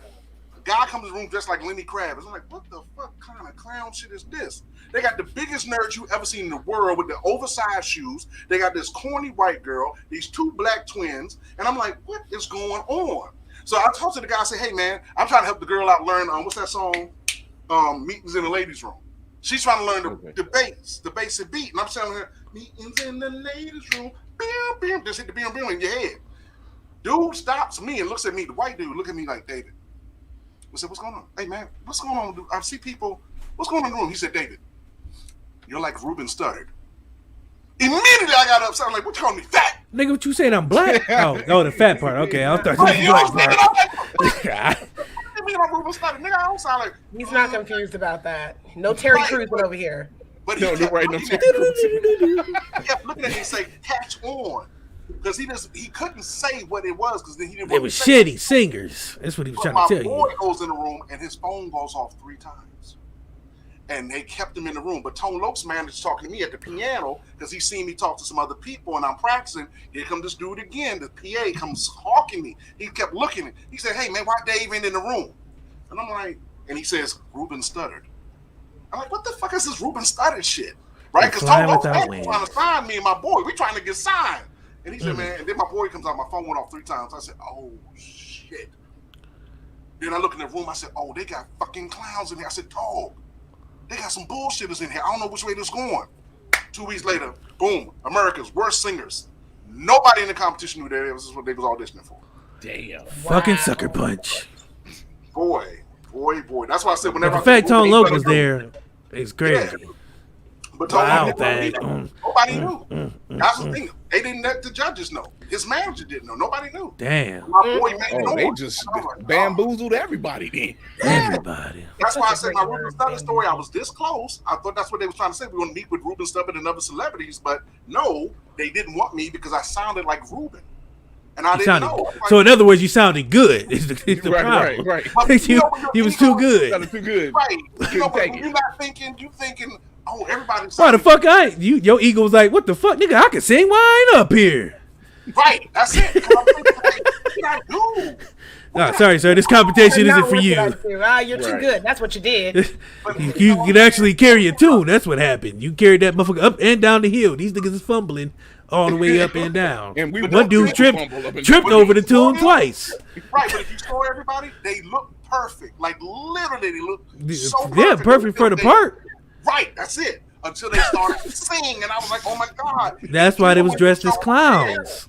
No, they were dressed perfect. They were the perfect pop singers. She would have loved it. Candy would have loved them because they all looked like pop singers. Even the black twins from Baltimore that was with us, they looked the part. I mean, they were beautiful. But when they started to sing, it was good till they opened their mouth. Right. Boy. I mean, to be fair, that is very on point with the late 90s and early 2000s because a lot of those people couldn't sing live, but it's like you get in the studio, Lou Pearlman, give everybody the same little beat, and everything's great. Or turn that motherfucker auto tunes up to 50. What? And you're great. Well, I'm not a big Like fan Ashley of Beyonce, Simpson but I'm a fan of Kelly. You know what I'm saying? Hmm. People say, why you more fan of Kelly than Beyonce? Nigga, I saw them perform live when I was dancing on BET. I was right there in front. You know what I'm saying? I even scared the piss out of them because they kept hitting me in the back of the head with the camera because I was too goddamn big. Oh God! And I'm like, why y'all got me right That's money right there. I would have knocked out so fast. Hey, I would have fell the fuck out. Boom. All over the place. Not MTV. Think about it. Stop. He said they Oh damn! They got that money. Yeah, It wasn't the long money. You probably would have got a motherfucking one of them 80s CDs. Where are they now? CDs and shit. Exactly. A copy of Baby Boy on Blu-ray. We're gonna get you a WIC card. What state are you in? We're gonna send you one of those. Exactly. They would send you Baby Boy on DVD and a fucking BET sticker, Baby Boy Blu-ray. But yeah, that's why I tell people all the time. You're correct. The late 90s, early 2000s, a lot of people suck with their singing when they perform live, man. Yep. I hate going to shows because of that. That's why when I got on BET, it was just a no-brainer. Oh, I want to say hey to Roxy and Leslie. These are two young ladies I work with. Leslie's a voiceover phenom. You know what I'm saying? She actually helped me out to get that role on Grand Theft Auto. And Miss Roxy, super lady right there. That's one of my peoples right there. Ooh, With I these like how super she ladies, spells and they're nice. great. Alexa, That stop. is a different name.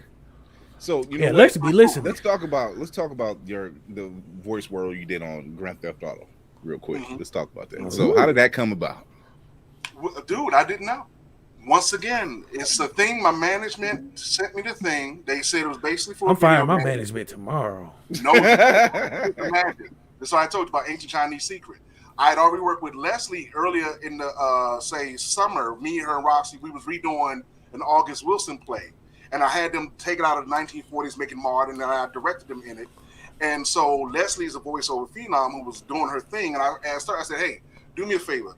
Can you help me record?" So she was giving me some tips and everything. And so using her tips, I did the NBA promo. That didn't work out. So then when this came up, they never said nobody's name. They just said video game. I'm like, all right, whatever. I do voiceover reads. I'm not a voiceover actor, whatever. So I ain't even bothered. I couldn't tell nobody. All right, so I do it. Boom, boom, boom.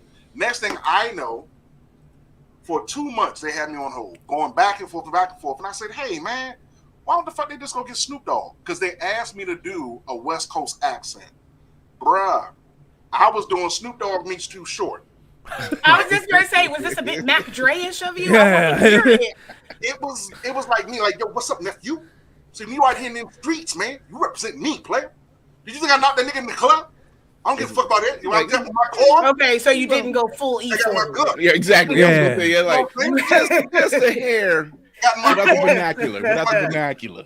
Because again, I knew that in this realm, like Leslie would tell you, there's certain things you can't do as voiceover artists that you can get away with as an actor. So what they did differently with this group was that they had us actually act it out. So there was 2 paragraphs of dialogue that I had to have with a nephew, and I actually inadvertently didn't realize I did 2 takes, one with a red shirt, one with a blue shirt, not realizing I was giving you Crip or Blood, not thinking.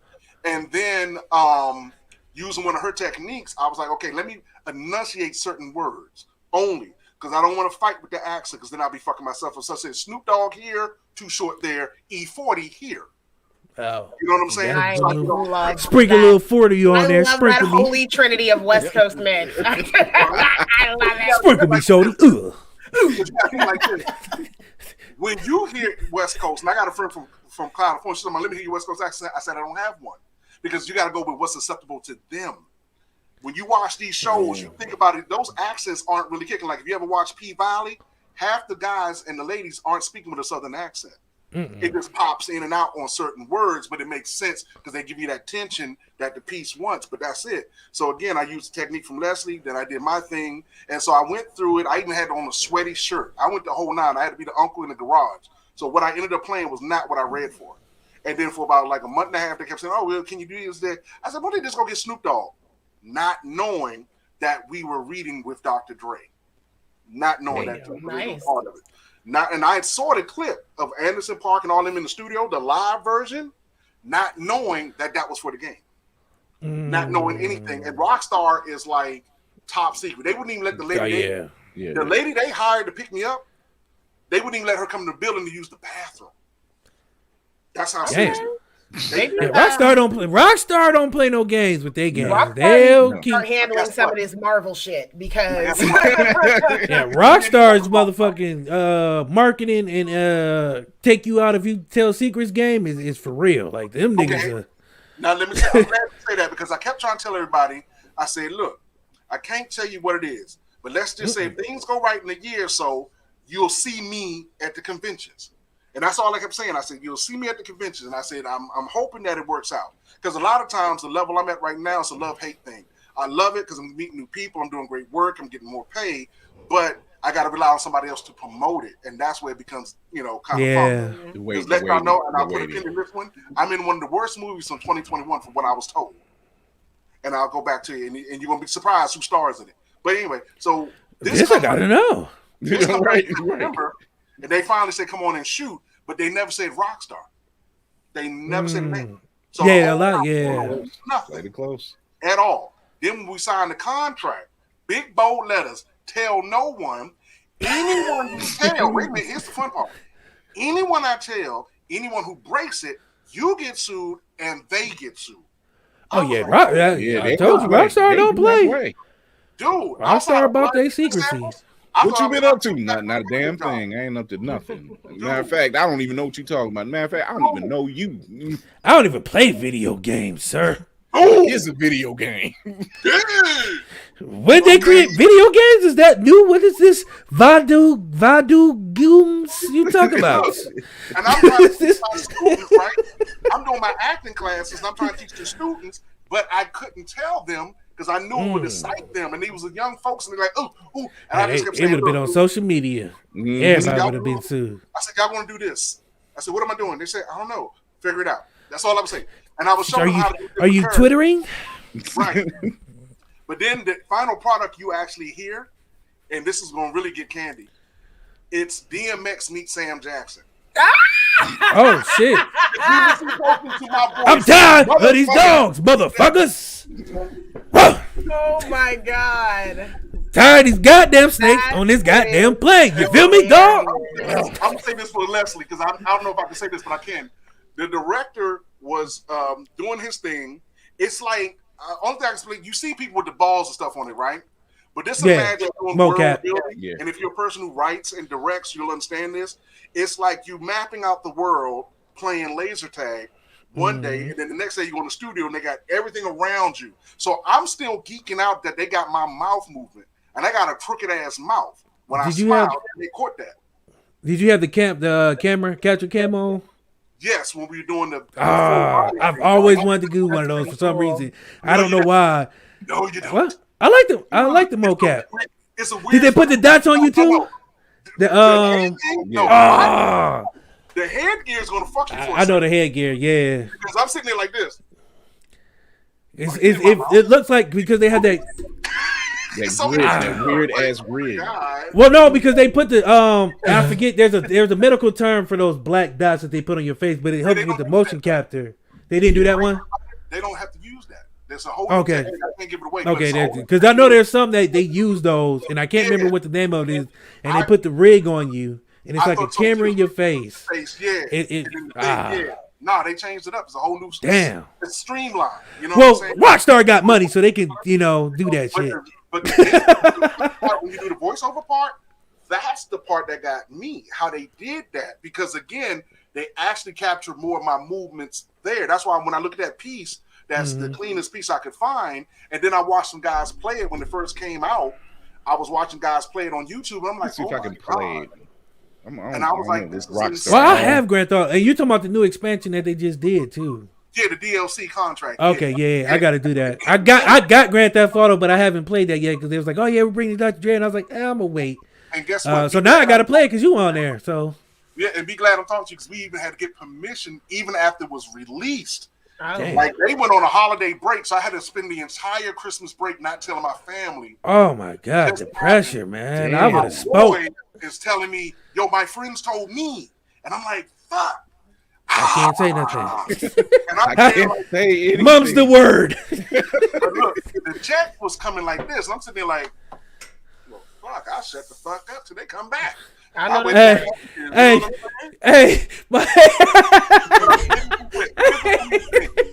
They caught me one time. It was one line. If you play the game, there's one line where I slip into Northeast DC talk. Y'all don't know it because y'all not from DC, but if you ever listen to go-go music like EU or Trouble Funk, then you will know what I said because the director stopped right in the middle of it and goes, hey, Dave, that sounds like you. He caught me. I was like, God damn it. Damn it. All the way back. I said, y'all got me living back my Northeast days, man, running around with folks, you know. On that face real quick. Where do we It's right there. Okay. It's on the face. Carry the 5 minus the 2. Okay. Let me do the 3D version of Chris. Watch this. Here comes the 3D version of Chris. That's pretty much what it is. It's a small jerky notice. The way his neck went, it looks like that pigeon character. Like I was waiting for his neck to pop up. Oh, hold up. Is this an email? It's a slight. Oh shit! It's an email from my agent. I was about to say Rockstar's on to us. I gotta go. Shut it down! Burn everything! Burn it all! Not Burn the tapes! Someone Burn just the tapes! me like, Fucking SWAT go through the window. Red dots everywhere. And I'm gonna give y'all another insight. You're not gonna notice, but I had a micro stroke right before we shot that. Right before I did the thing for it, I had a micro stroke. Nobody knew. So right now, I had a micro stroke in the what was this worst movie of what you say it was 2021? Okay, if I say it, will I get in trouble? Even though everybody's reviewed it and said it. Nope. Nah. We don't. Because we are trouble. I mean, Okay. How about you tell us the name and I'll speak for you as a liaison. That way you don't get in trouble. And I'm a nigga who ain't got shit, so half of nothing is nothing. Let me test you guys. Let me see if you know the film, or let me see if you know the people in it. How many of y'all watched Pennywise? Chris. Okay. Did you see Ready Player One? I did. Yes. The lady who's the love interest in Ready Player One, she's in this film. Oh shit! My man that did the CGI version of her. Did y'all see Maleficent 2? Yeah. Okay. Chris did. I think it was 1917, the war film. Oh, I know what you're talking about, but didn't watch it. Okay. Yeah, it looked dry. Okay, wait a minute. What's the one with the girl, the Spanish Alita? Did y'all see Alita? Battle. I did see that. Yes. Battle Angel. Yes. Yeah. Okay. The guy that has the pretty face and the sword for a hand, he's in this film as well. He was in Hold on. Fuck, what else was he in? Because he was in a superhero movie too. He was in the X-Men movies. Like First Class, he was Beast. Yeah, no, he wasn't Beast. No, he wasn't Beast. No, Deadpool. Yeah. Yes, he was in Deadpool. He was Francis. He was Francis. Yes. Ajax. So what's the movie? Ajax. He was in Deadpool. He and I didn't realize, we thought we knew each other. We sitting there the whole time trying to figure out how we know each other, but we didn't. I mistook him from the guy on MTV. He mistook me from the other guy, but we just connected. It's really cool. But I'm gonna give you another hint. Black man from Star Wars. Sam Jackson? Boyega? Isn't that or John Boyega? Now, put it all together. What film came out in 2020? With those four people? I don't know. Pennywise, John Boyega. I didn't even know John had a project.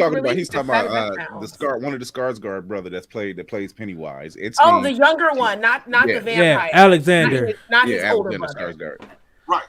So we got those four powerful people. You got Ed, Alex. And you said it was legit hailed as one of the worst films of 2020. Well, to be fair to us, 2020 was a lot fucking going on. So it was. I'm only saying that because I saw what people were saying about it, but I love the director and what he did, because when we were shooting it, and Ed and one of the guys, my man Rob, we were having a conversation about that. How can you, I don't know how it came up, the three of us was at the table talking, but it came up how can you tell you're in a project that's not going to really pan out? Ooh. And they was telling me you would know by day 3. I was like, that's a good question. Naked Singularity. That's what it is. Did you have to Google it?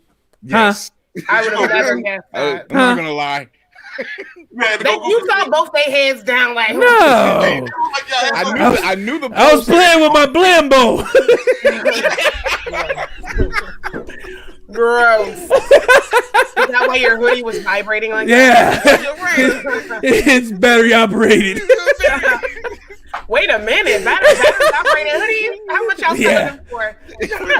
$5. But you know what? I knew the poster, but I didn't know that. I couldn't remember the name of the movie. Nobody did, man. That's the problem. They didn't promote it where they should. This is why I'm saying about the love-hate relationship I have with the level I'm at right now. I do these projects. You never know when they're going to release them, right?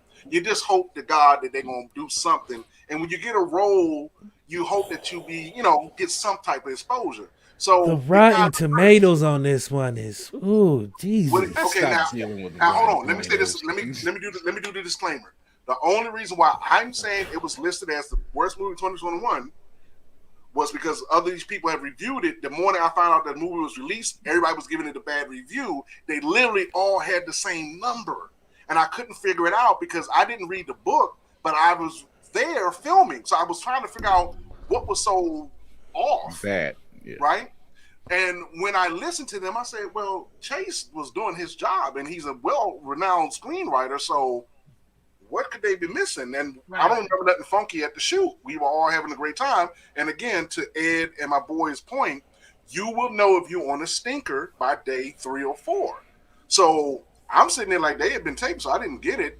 But I didn't watch the movie either because we didn't even know it was released. What they did was they released it online. No, they released it at select theaters in New York on August 6th, and then online August 13th for $10 bucks. But they didn't let us know. So it just came out and no one knows. And I was like, how the fuck after 2 years? Because I remember seeing the poster, but I'm like, I never knew anything about the movie. There was no push for the movie. There was no promotion for the movie. Well, according to Rotten Tomatoes, it was a promising feature directorial debut for Palmer. Naked Singularity is a perfect example of talented stars who are stuck in a terrible movie. While not entirely successful, the film is very watchable, which can go a long way. And that's what everybody kept saying. That's why I was like, how did it? And Looper had it. Y'all know Looper's channel on YouTube, right? Yeah. So they had listed it like that. And I'm like, wait a minute, how did I end up in the worst movie in 2021? What are you talking about? It just came out, so I was befuddled, man. And I was trying to figure 2021 was not a fair year to anyone, like Candy said. No. It's just was not a fair year to anybody. No. But let me tell you something. Where I think where they dropped the ball at that time. Remember Snake Eyes, Shang-Chi. It had Cal Mooney in it. Oh shit, dude! They have a hell of a fucking cast. Look it up.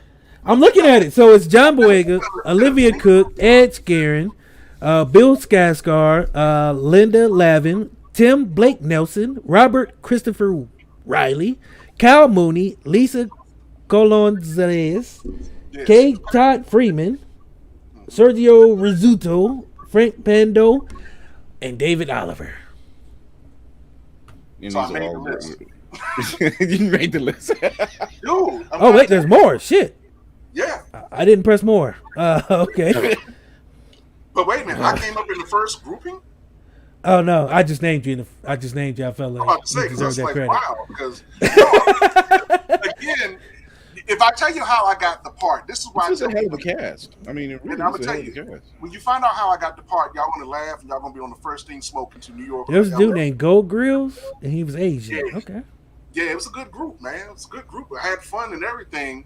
I even got a chance to do some stunt work. I even ran down a truck. You know what I'm saying? I ran everybody on the set, so it was fun. But, again, they just didn't let us know anything. I figured we would at least know. So just like with the game, I could talk shit about it, but we didn't know. And the way I got the gig, I was still happy about it because for 2 years, I couldn't say anything. Ooh. I met BlurredCon right after we got done filming. I met BlurredCon, and I'd tell Hilton, I said, yo, Hilton, man, you ain't going to believe this nigga. He said, well, I said, dude, I just did this shit with John.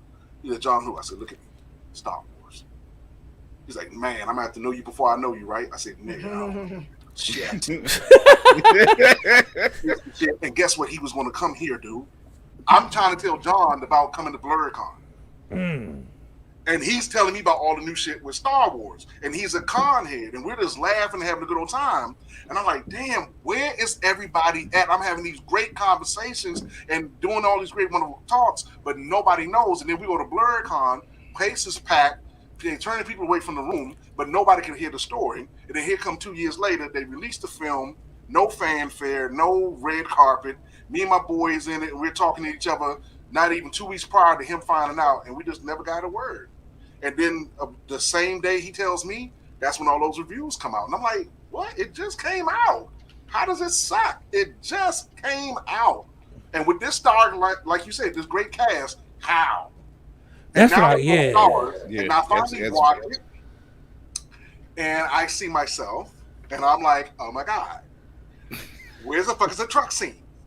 I ran that son of a bitch down at top speed. If my personal trainer could have seen me, my man, I was running behind that motherfucker like, yes. I was on that Steve Austin shit, nigga. I was like, fuck that. Come on. Let me get my yeah, full form and everything. Knees to chest, arms at 90 degrees, bent with the perfect rotation. It was slash so style. The guy said to me, Dave, what you doing, man? You ain't got no dog in this fight. I'm like, we're not fucking extras. They rotated us from each scene. That's why I loved about it. We had the one lines, but we all kept bouncing into each scene. And I kept saying, hey, are we supposed to run it down full speed? Again, like Candy said, the good person comes out of me. And I took off. As soon as I said, hey, can I change my shoes? They said, yeah, we're going to put some black tape around your shoes. Big mistake. I jumped up. They didn't realize I got a 28-inch vertical. They wouldn't expect my fat ass to jump up that high. So I'm over there stretching and kicking to the ceiling. Everybody, what the fuck? And they said, action. I just One love that take. like, Moment. flex, One take, they didn't one know I take. had the 28-inch. I can't wait to say that shit randomly. You don't know. I got the 28-inch vertical. They don't You even know. But Candy's already drinking her tea with the pinky up and everything. That's how I love We're looking over at folks. I'll have you know. My vertical, baby. Hey, guess what? Candy love this one. That's how I lost the ESPN magazine cover because I got the 28-inch vertical and I could do kung fu. They ended up going with the fatter guy. You know what I'm saying? And they wanted us to look like guys who played football in the 90s, but these guys were looking like they played football in 1979. And I'm in there like, okay, let's go. They said, I wonder, can he touch the floor? I'm pop. Then they said, can you jump up? You sure? Okay. My head almost hit the ceiling. I'm like, what else? Oh, he's still good. Get him out of here. 70s athletes were cigarette smoking bears. We don't need this athlete. So watch this. They called my manager. They was going to send $250 to go get my entire body waxed. So they wanted the couple of us, you be naked. And The naked ones, yeah. I forgot they still do those. They still do those. Yeah. Because Serena Williams was on one. I bought 10 copies. That comes out first, right? Then Pose. Then the thing with John Boyega. So all three things will happen in that month of May, right before my birthday. Like FX Pose? Huh? Did you say Pose? Yeah, if I had gotten the role, I'd have been opposite of Billy Porter. Yes! I am obsessed with that show. Like, that is such a fucking great show. I didn't know what it was. Pose is so good. But watch you better vote, DC.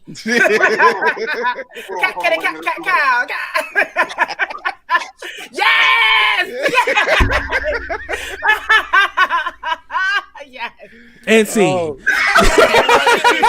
was the tryout. Wait a minute, baby. Everybody else knew what the fuck the show was. Right? I walk in and I tell all my friends, "Oh, you're going out for that show? You're going out for the show?" I'm like, "Yeah, okay, okay." Well, I'm supposed to be reading across this guy who's sick, right? I don't know what he is. Lo and behold, goddamn it was Billy Porter, and I had to play a guy who was going to die from pneumonia. But I played the role because, again, they never said how big or how gay to play it. I didn't know. And I just read. I was walking. Yeah, okay. And I do my thing. I come back. Everybody, man, oh my God, I can't wait. And I'm like, okay, whatever. And then the next thing I know, I watch the show. I'm like, oh shit. Where I got confused, the lead lady who plays Angel. Wait, the other one. I know you're talking about. Dosky one, right? Yeah. Whoopi Goldberg had a reality show with her as a lead on it called Strut. A couple of years prior. That was a minute ago. Right? So that's why I told my manager, hey man, I ain't doing that, man. Nothing against gay people, but I don't want people to think I am because, again, that was a reality show. And remember what happened to me with Paris Hilton on her show. They tried to make me look gay on that show when I was on Simple Life 3. I can understand. Yeah. You know what I'm saying? Whoa, wait, hey. Okay, go ahead. Ask the question.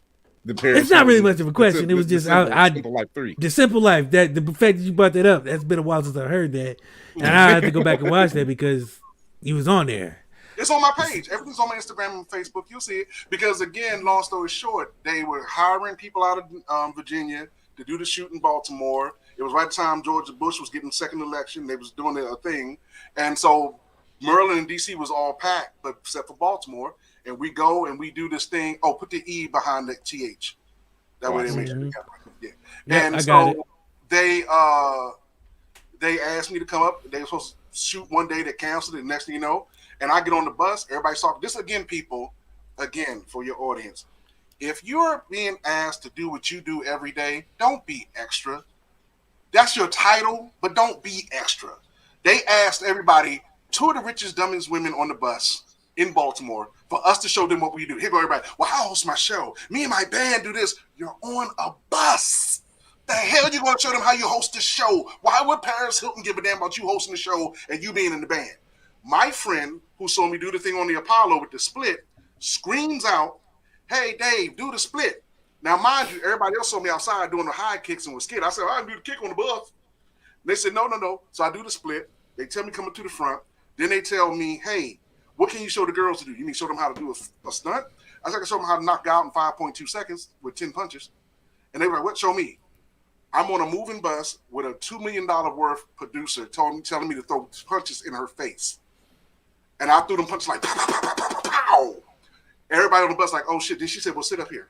So the director puts me in front. The two gay guys supposed to kiss, which forces Paris and Nicole to kiss. And I'm talking to the transgender bus driver. Yeah, that's the setup. They get on the bus. Nicole ignores all the cues, comes straight to me, and I have my teddy bear with me. And I'm jokingly saying, hey, yeah, I'm on my way to an audition. I'm like the Black Steven Seagal. People get scared of me, because of get guy 6'6" moving so fast doing kung fu. Here go Paris. Well, show us, do a split. Show us what you can do. So I get up and I do a split on the bus. She's like, oh my God. And the running joke from Nicole was, well, I'll show you how God got out. I'll punch him in his ding-ding, spit in his face, and twist his nipples. All I did, right. So I went like this. Ooh, that's hot. They cut the other part out and cut straight to me going, ooh, that's hot. I said, never fucking again. Well, they be saying that when they get that editing team. And I learned that without even being on a set, because I've only done like background work one time. But prior to that, I'm like, I do not envy the people that are in the reality show game anyway. And Sir Flavor of Flav showed that, because listening to the interviews from the girls on the show years later versus what we actually saw is a different ball game. And the same stuff now coming out with what the ladies experience on America's Next Top Model, what we saw versus what they experienced. I'm the like, fact that Flav had a fucking reality show with women coming on there trying to look for love. This is for Candy. Do you remember the spinoff show? I watch all the spinoff shows. What are you talking about? I watch New York's. I watch Real Chance of Love. I watched Bret Michaels. Stop. I was a victim of all of those shows. What's the first one you said? Oh, I watched. No, I said I Love New York. Stop. I was almost on the show. Okay. Almost, you said? Because I would not do the bitch ass shit, nigga shit. They want. Well, there it is. Shit, I don't play that shit. Real nigga shit. Okay, this Vice City coming. You got that. That's what got him. That's what got him to roll on rocks. My nigga don't vote. Nigga don't dance no more. All they do is this. I don't give a shit. What the fuck is it? Get at me, dog. But then they go back and they cut it, and all you're gonna hear is him barking and then saying, "That's hot." He walk in like, "Get at me, dog." All you hear is "That's hot." Rough. They're gonna cut it in a way where it won't even blend. It'll just be like him being like, "Rough, gay, that's hot." And Get at me, dog. Somebody cutting. Oh my God! Because right after the Paris Hilton thing, the I Love New York thing comes up. I go. My homegirl convinces me to go. And I'm like, you sure? She's like, yeah, you'll love it. I'm like, all right, fuck that shit. But I thought New York was really sexy. I was really trying, yo. I love her. It was sexy as fuck. But here's the problem.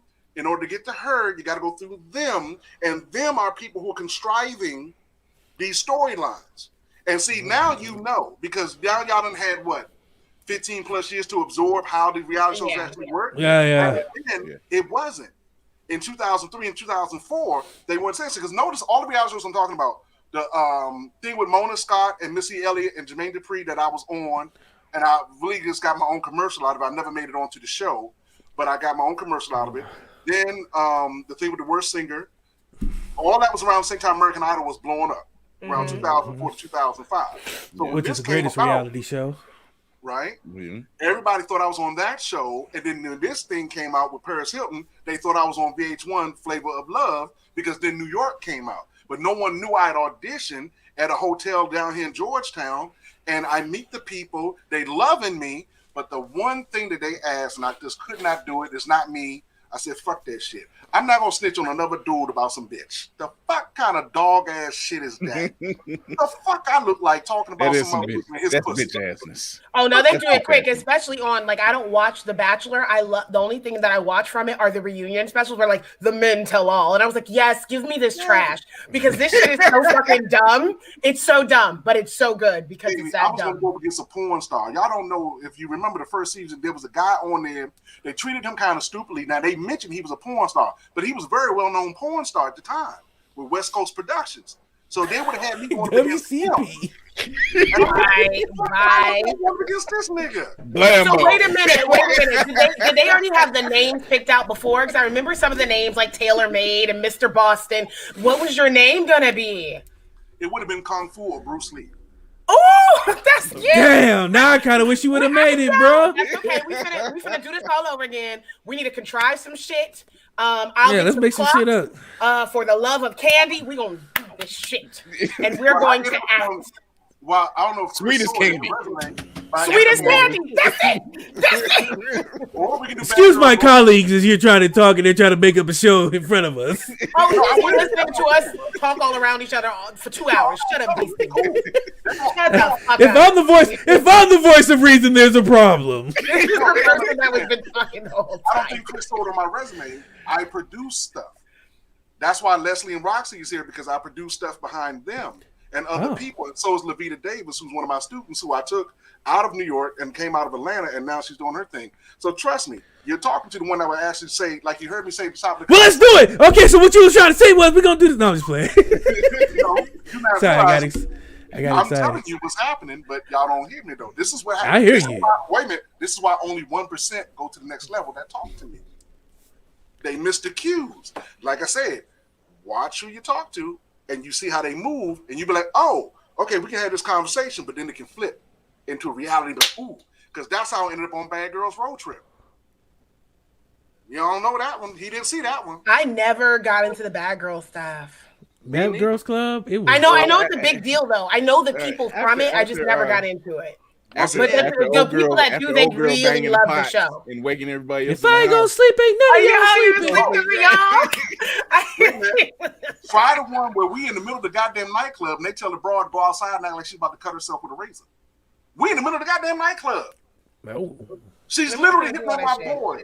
I made my boy take his shirt off for her. Because my whole thing was I was showing the agent out of Baltimore, long story short, who asked me to come out. I brought my whole crew, because again, Magnificent Production, we provide talent as well as crew. So everybody came out with me. I called all my Baltimore people, all my people between DC and Maryland, and we all went. 4 o'clock in the afternoon, I said, y'all, we're going to do everything we do Friday and Saturday night at the club for free, but we're going to get paid $50 to do it. So me and the guys singing New Edition, Can You Stand the Rain? This time I did my research. The lead black girl was a former stripper. So this is why my tongue went worldwide thanks to Bravo.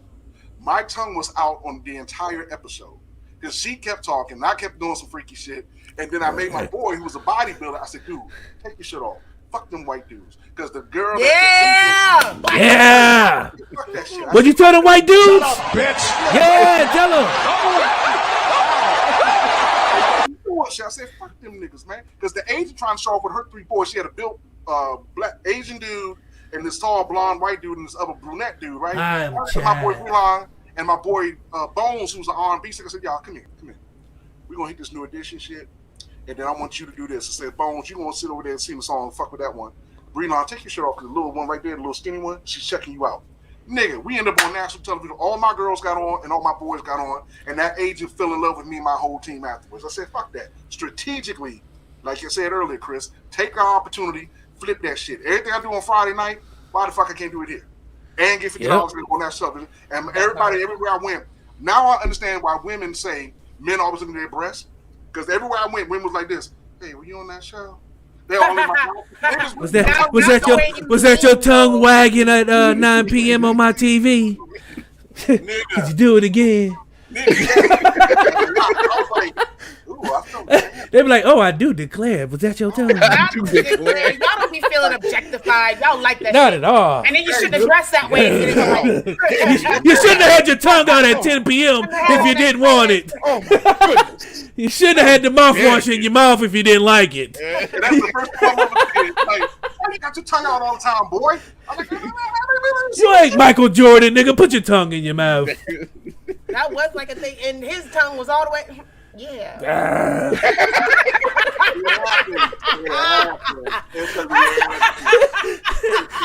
Michael Jordan. I'm like, yeah, I love basketball. What you talking about? Shout out my nigga Patrice O'Neal. My favorite joke from Patrice O'Neal. He be like, ooga booga. He had this joke about sexual harassment day. It was elephant in the room. The best said I told Chris about this. It's very underrated. He had this joke, and the premise of the joke was, why can't men sexually harass women at the workplace?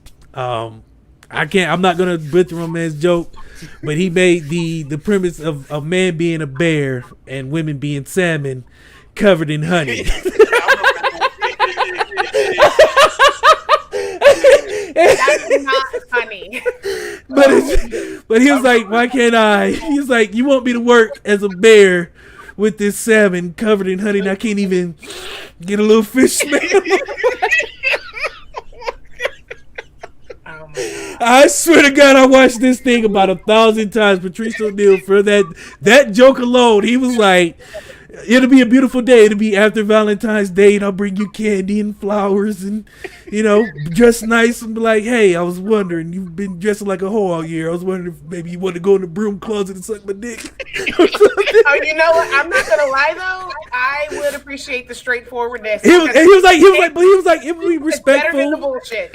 Look, he was like, it'll be real respectful. I wouldn't, it'd be real respectful. I wouldn't come at you all crazy. Just be like, hey. It's the workplace. I was just wondering, maybe. Look, I'd be like, tell me about that vertical though. If you jump right now, right now, nigga, how far? Oh my God! It was just a great are joke. Are we $1 million manning this shit? How far are you jumping up in the goddamn air for me? Oh my God! Well, at the time, I was able to do 32 before I had to pitch nerve in my back. So I'm trying to get back to about like 24, 28. So at the time, I was able to do 32. I just didn't do it in the room. Get a little bit of fish and honey. Same. Like last week, I did like 34. I didn't want to say nothing though. And then, word.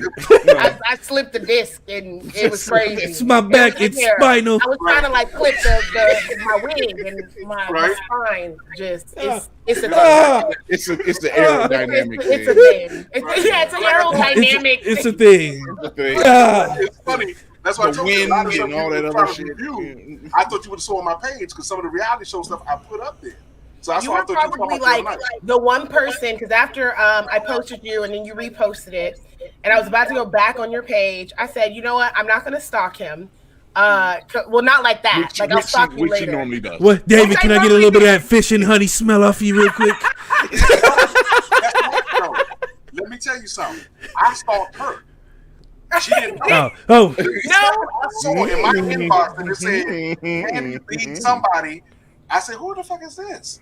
And I went. I was like, "Oh shit, who the fuck? Wait a minute, who the fuck is that?"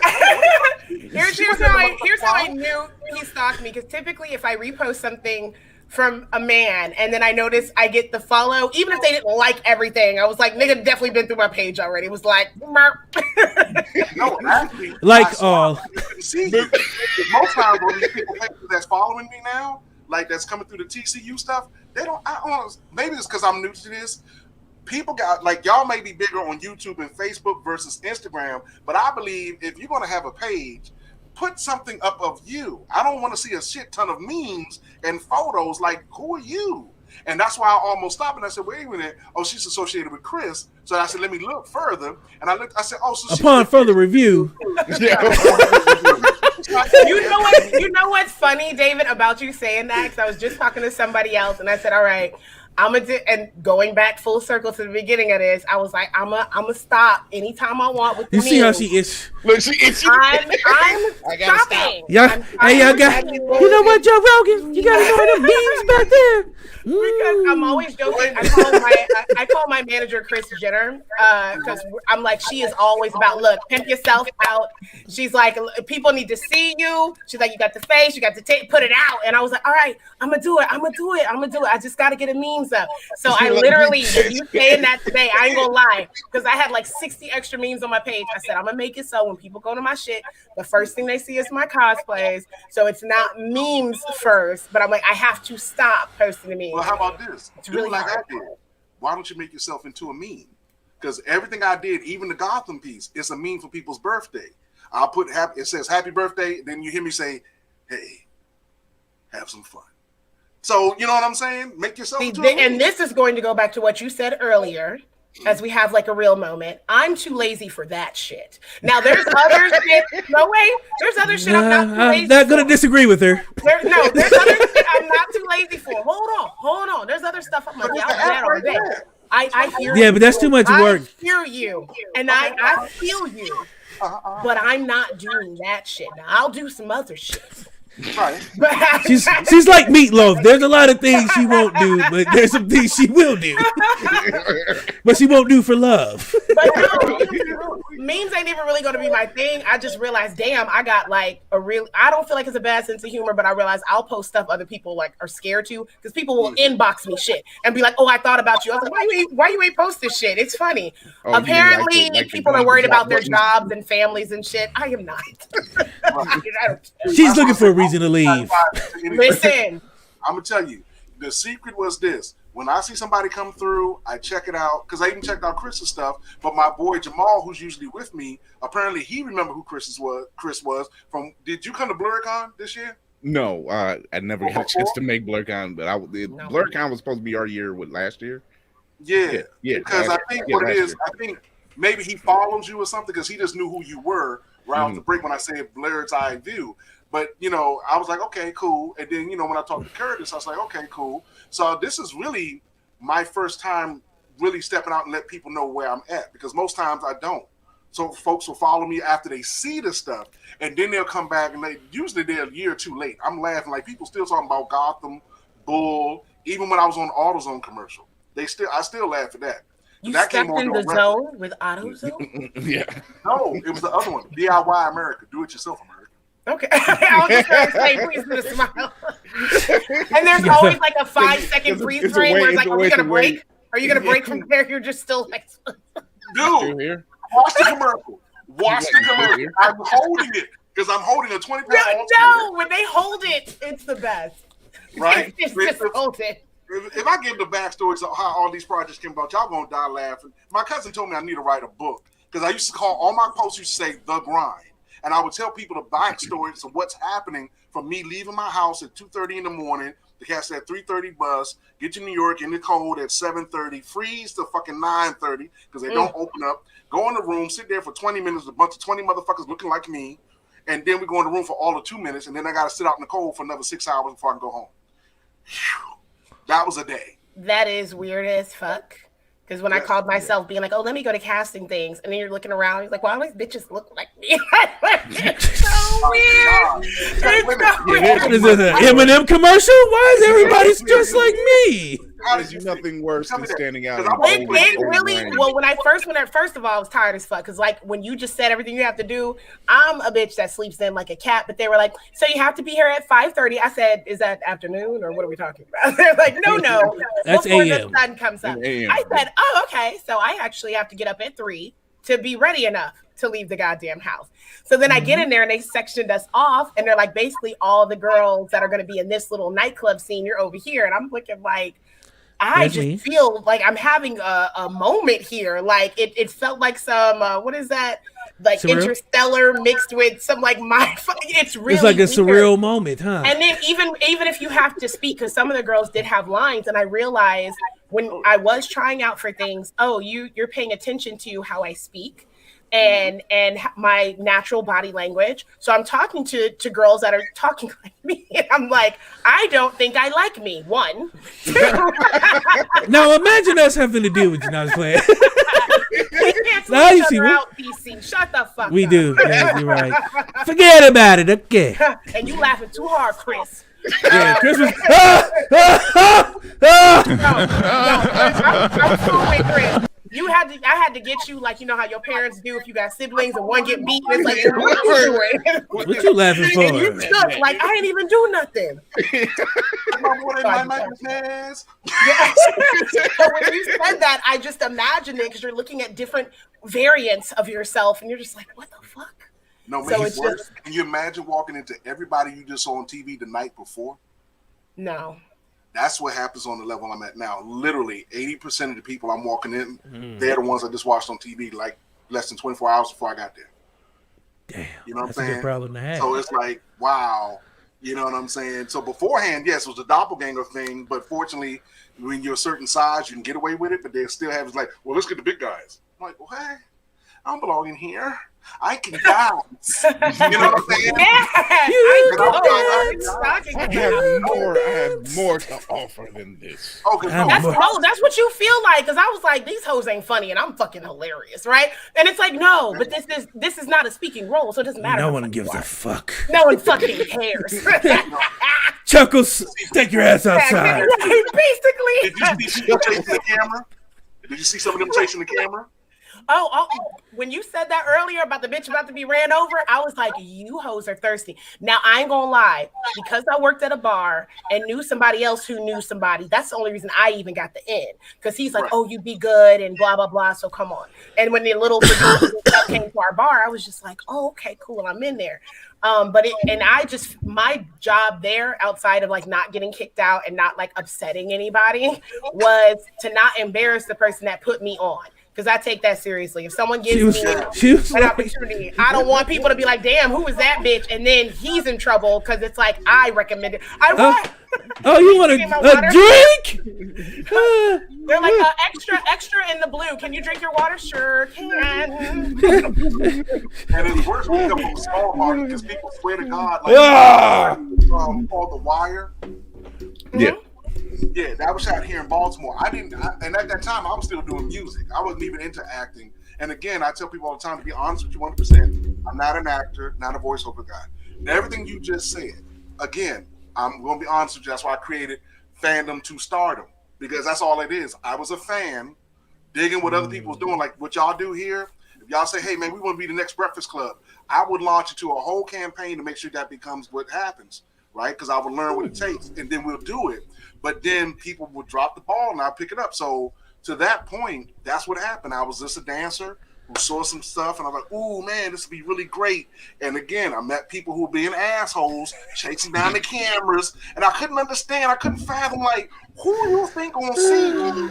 And isn't it's secondhand embarrassing because I'm like, how are you not embarrassed for how you're acting, especially amongst women? Because I feel like with women, when you're like, leading with your chest, you're pulling up your dress.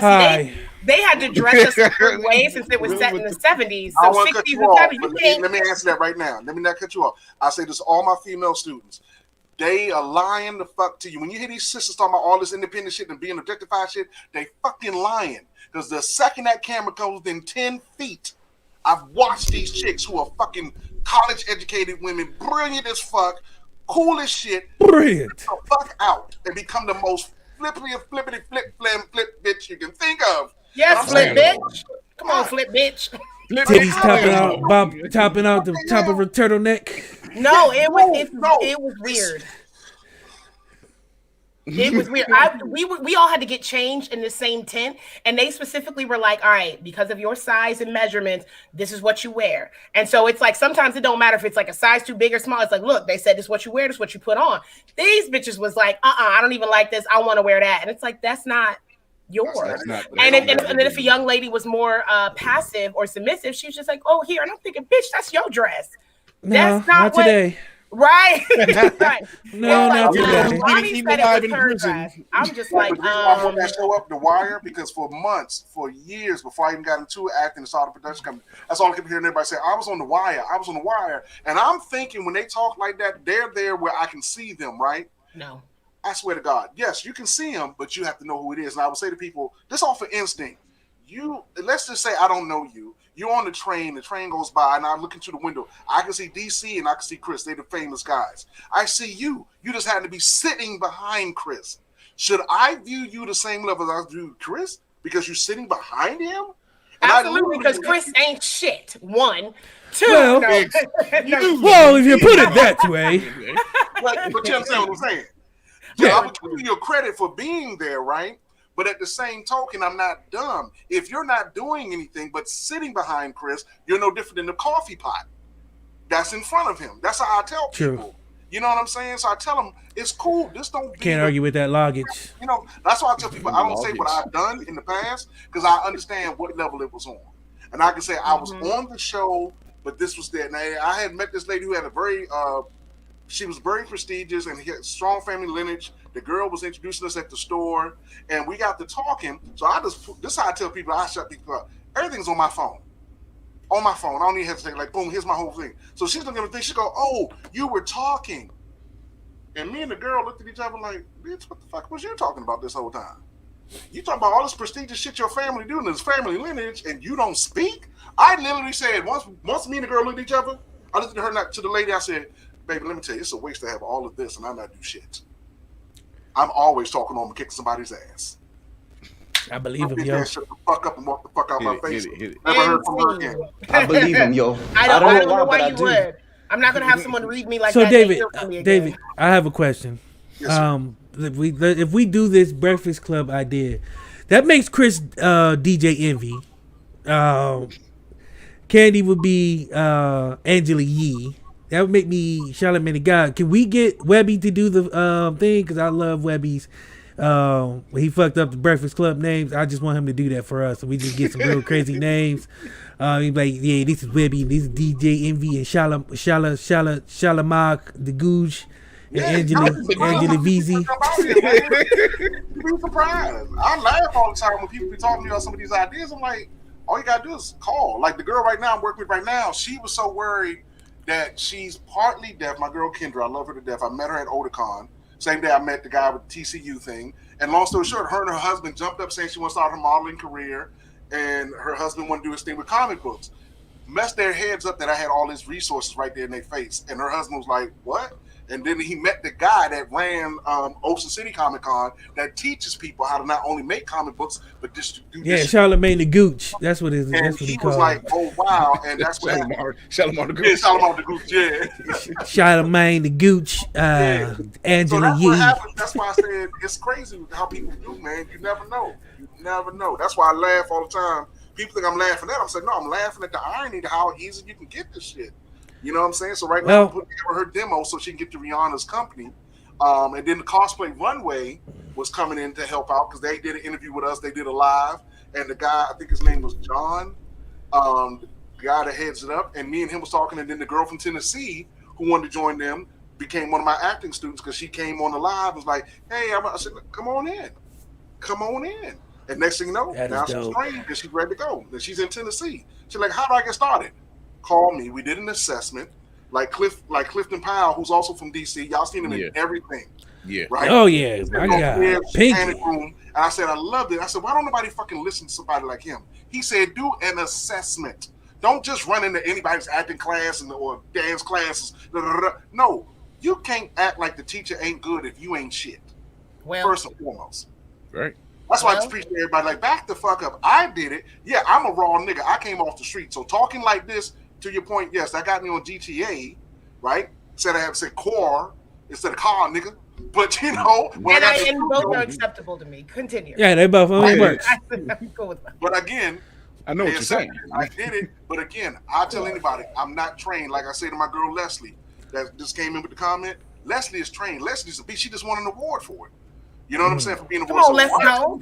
You know what I'm saying? Roxy, the same thing. So it's insane that I have people like them asking me to help them.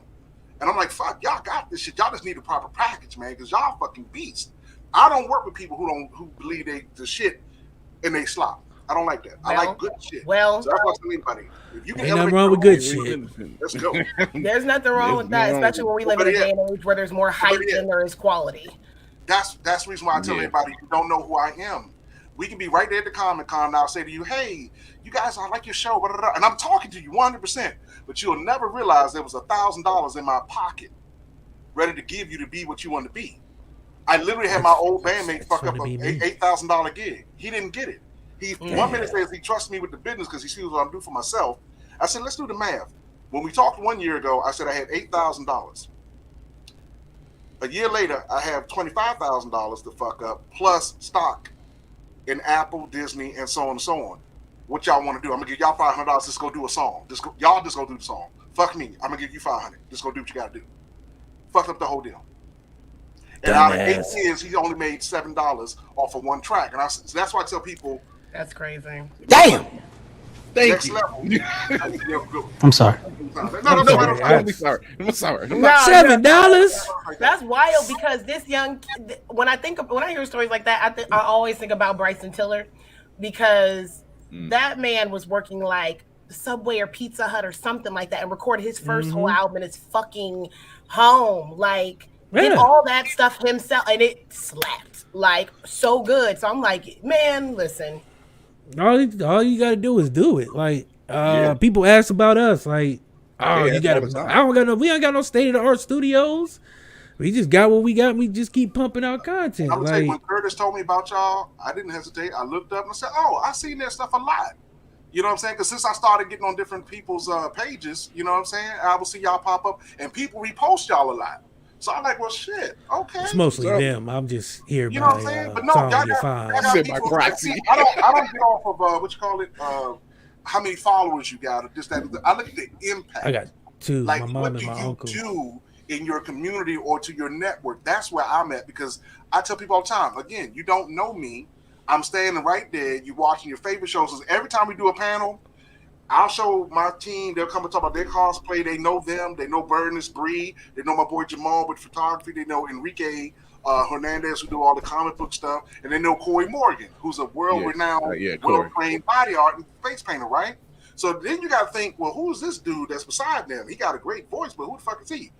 We play my clip, and everybody's like, oh, man, you was so and I'm like, yeah. I'm sorry, you were what? Can you run that back? And I'm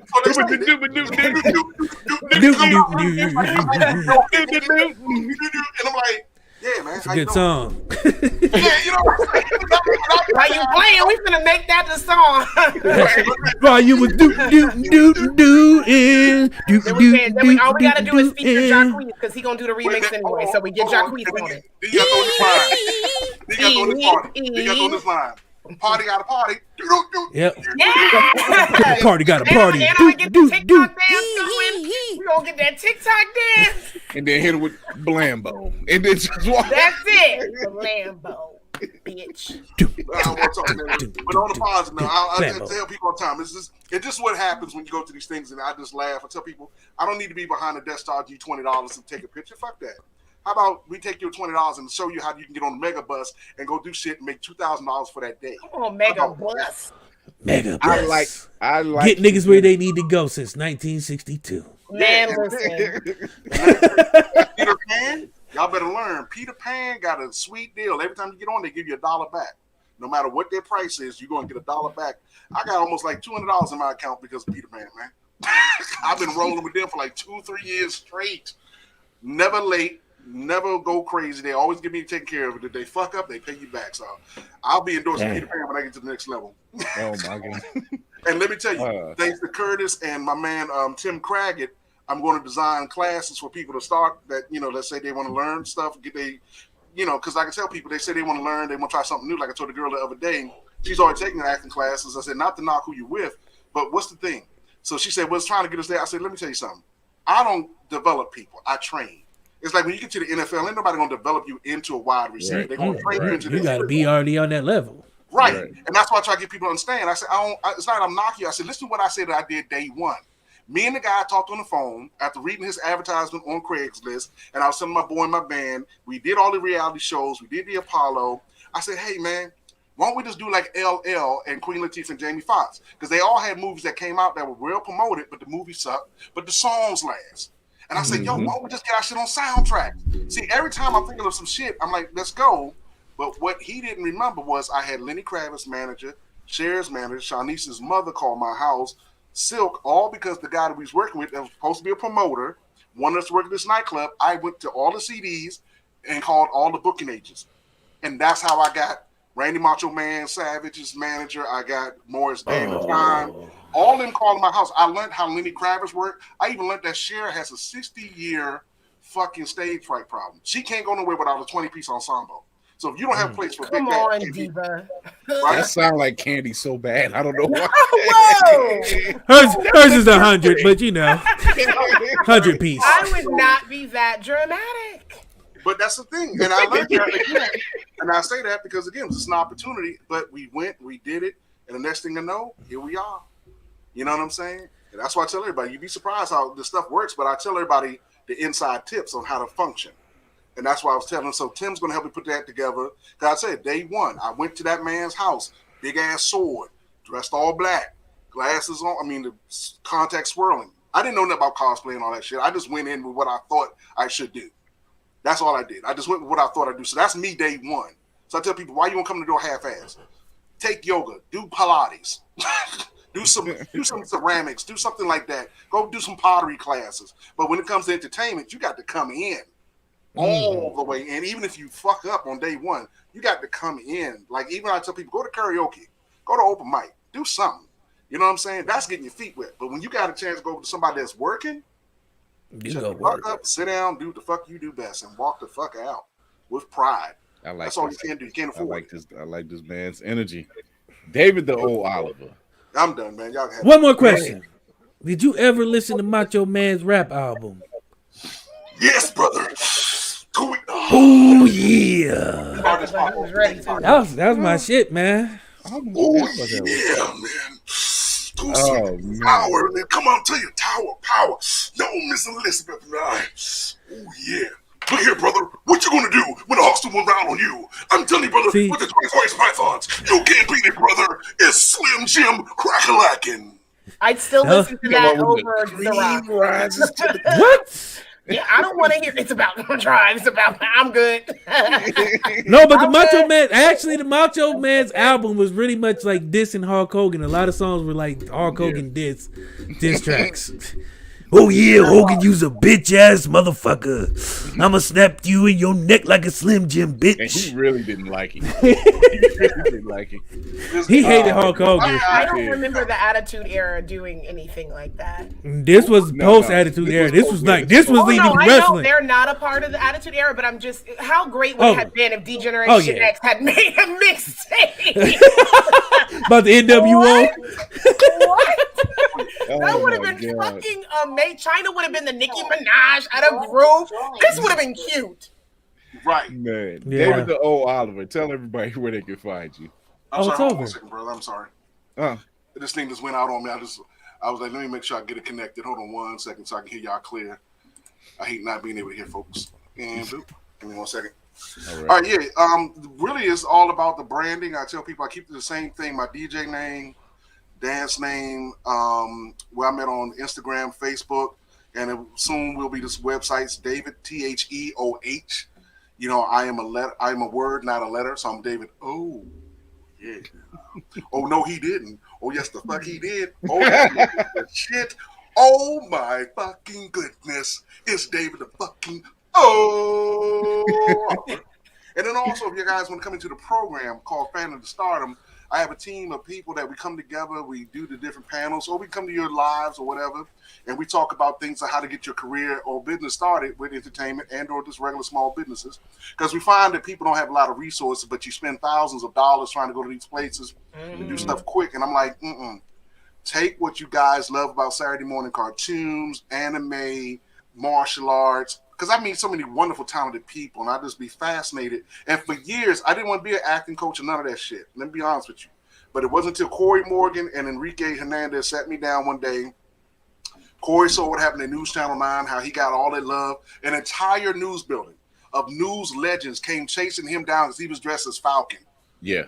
His Falcons are amazing. Wild to see them do that, man. And I was just like, yo, and I told him, I said, dude, and he didn't know the whole time he'd been watching me on TV.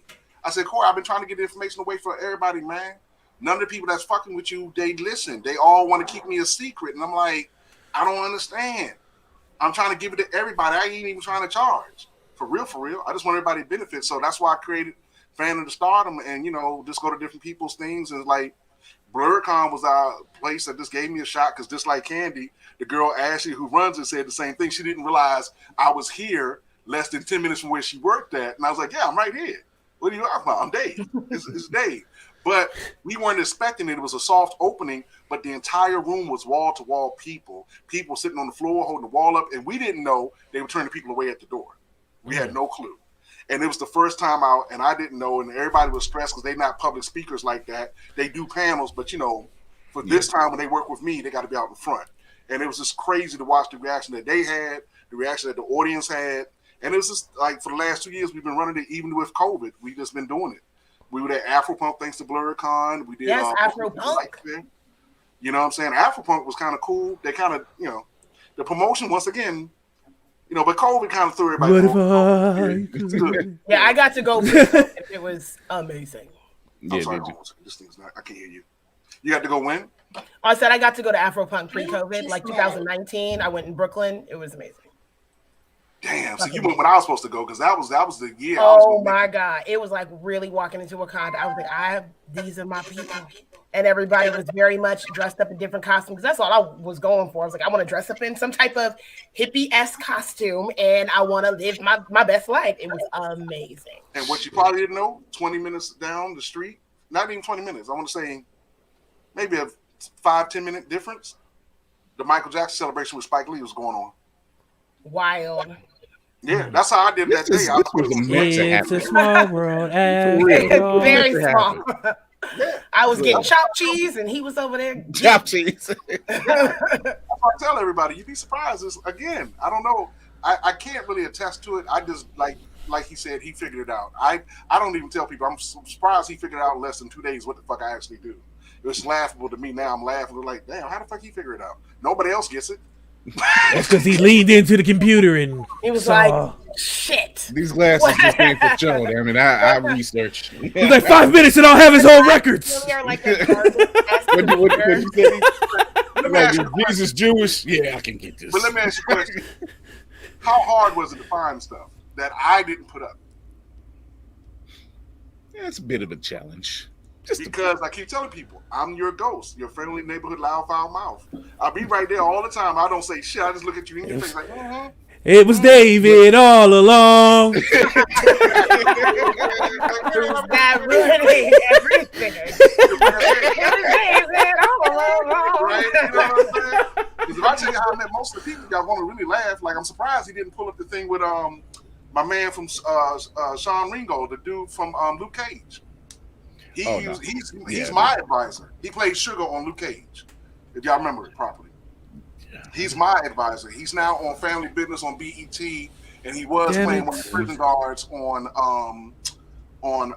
For Life. And I ended up on the show playing the bartender. But he gives me a lot of advice, and so does Dante Nero. He gave me my advice when I first started going to New York. Man, he was hooking me up, And these cats, they've been at it for 20 plus years. So by the time I walk in, I'm the new jack. So they didn't see me as competition, which is what I liked. They saw me as a colleague and an associate.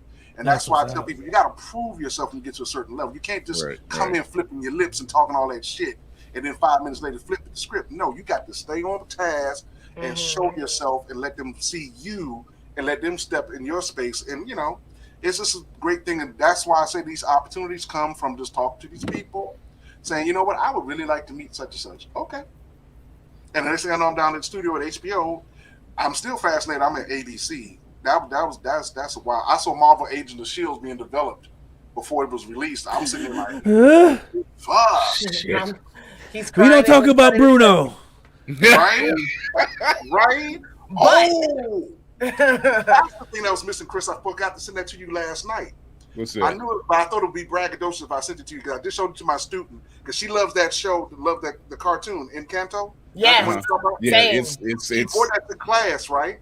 And I said, "Why are you doing her?" She said, "What you say?" I said, "Honey, let me tell you. You don't believe me, do you?" She said, "I said no." I said, "Let me tell you something. You know Jack Black, right? You know Comfort." She said, "Yeah." I said, "Watch this. Shut up, boy." Why do I sound like a white man? She's like, "Huh? You sound?" Yes, I said exactly. But you don't know you're sitting across from the guy who's going to play Poe in the live production of Kung Fu Panda. I love those movies so much. I like cried during them. Wait a minute, I'm gonna make you cry even more. Do you know who Franco Dragone is? You know who Franco Dragone is? I've heard the name. I can't Cirque think du of Soleil. it. Oh my God! Yeah. What? House of Dancing Water. Yeah. Cirque du Soleil. Jesus. Can you imagine sitting across from his team and the Walt Disney team, and for an entire 5-hour audition, they're looking at me and I didn't know, and the guy I'm competing with turns to me and says, "You know you got the role, right?" Oh. He said, "For Poe." I'm the idiot. I walk in thinking I'm gonna play Tai Long. But even you saying that is so Poe-like. Like, that's Poe. It's very Poe. Poe. My God. This nigga so wholesome. God damn it. We had dumplings. Are they going to give you honorary dumplings? Not David. But what are you I'm saying? always gonna be the fifth nigga on this show. Wait a minute, how do you see it? And I didn't. I walked in the room once again. Now this is the funny thing. They got the Asian guys, white guys, everybody's tumbling. If you can pull up the clip on YouTube, it's called Kung Fu Panda Auditions New York.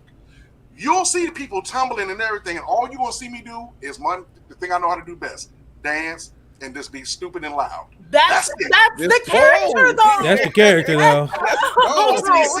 See, y'all don't understand. I'm thinking Rhino because guess who my inspiration is? Oh, okay, yeah, you were thinking. Come on, then. Come on. I see. Yeah, Why, your mindset was on Tai Lo. I see. No. I just gave you the clue. I wanted to play the Rhino because my inspiration was one of the rhinos. Google it, DC. Google it. Who played the Rhino in Kung Fu Panda? Let me put my Twitter fingers to work. Trivia the fuck out of us at like 11 o'clock at night. Hey, that's what I do, baby. Don't fuck with the trivia guy. Remember, he said improv. I'm an improv master. This is what I do. I love that. You know what? You're gonna inspire me to finally quit being chicken shit and go to one of these improv things locally. I said I was gonna go to. So I was like, I bet you. Shit! It was Ian McShane. Who? Ian McShane was Tai Long. And the next one? No, that was Tai Long. Who was the Rhino? Rhino guard John Stevenson. Look at me, and then look at the names. Look at me. Who would I say inspired me? Michael Clark Duncan. Yeah.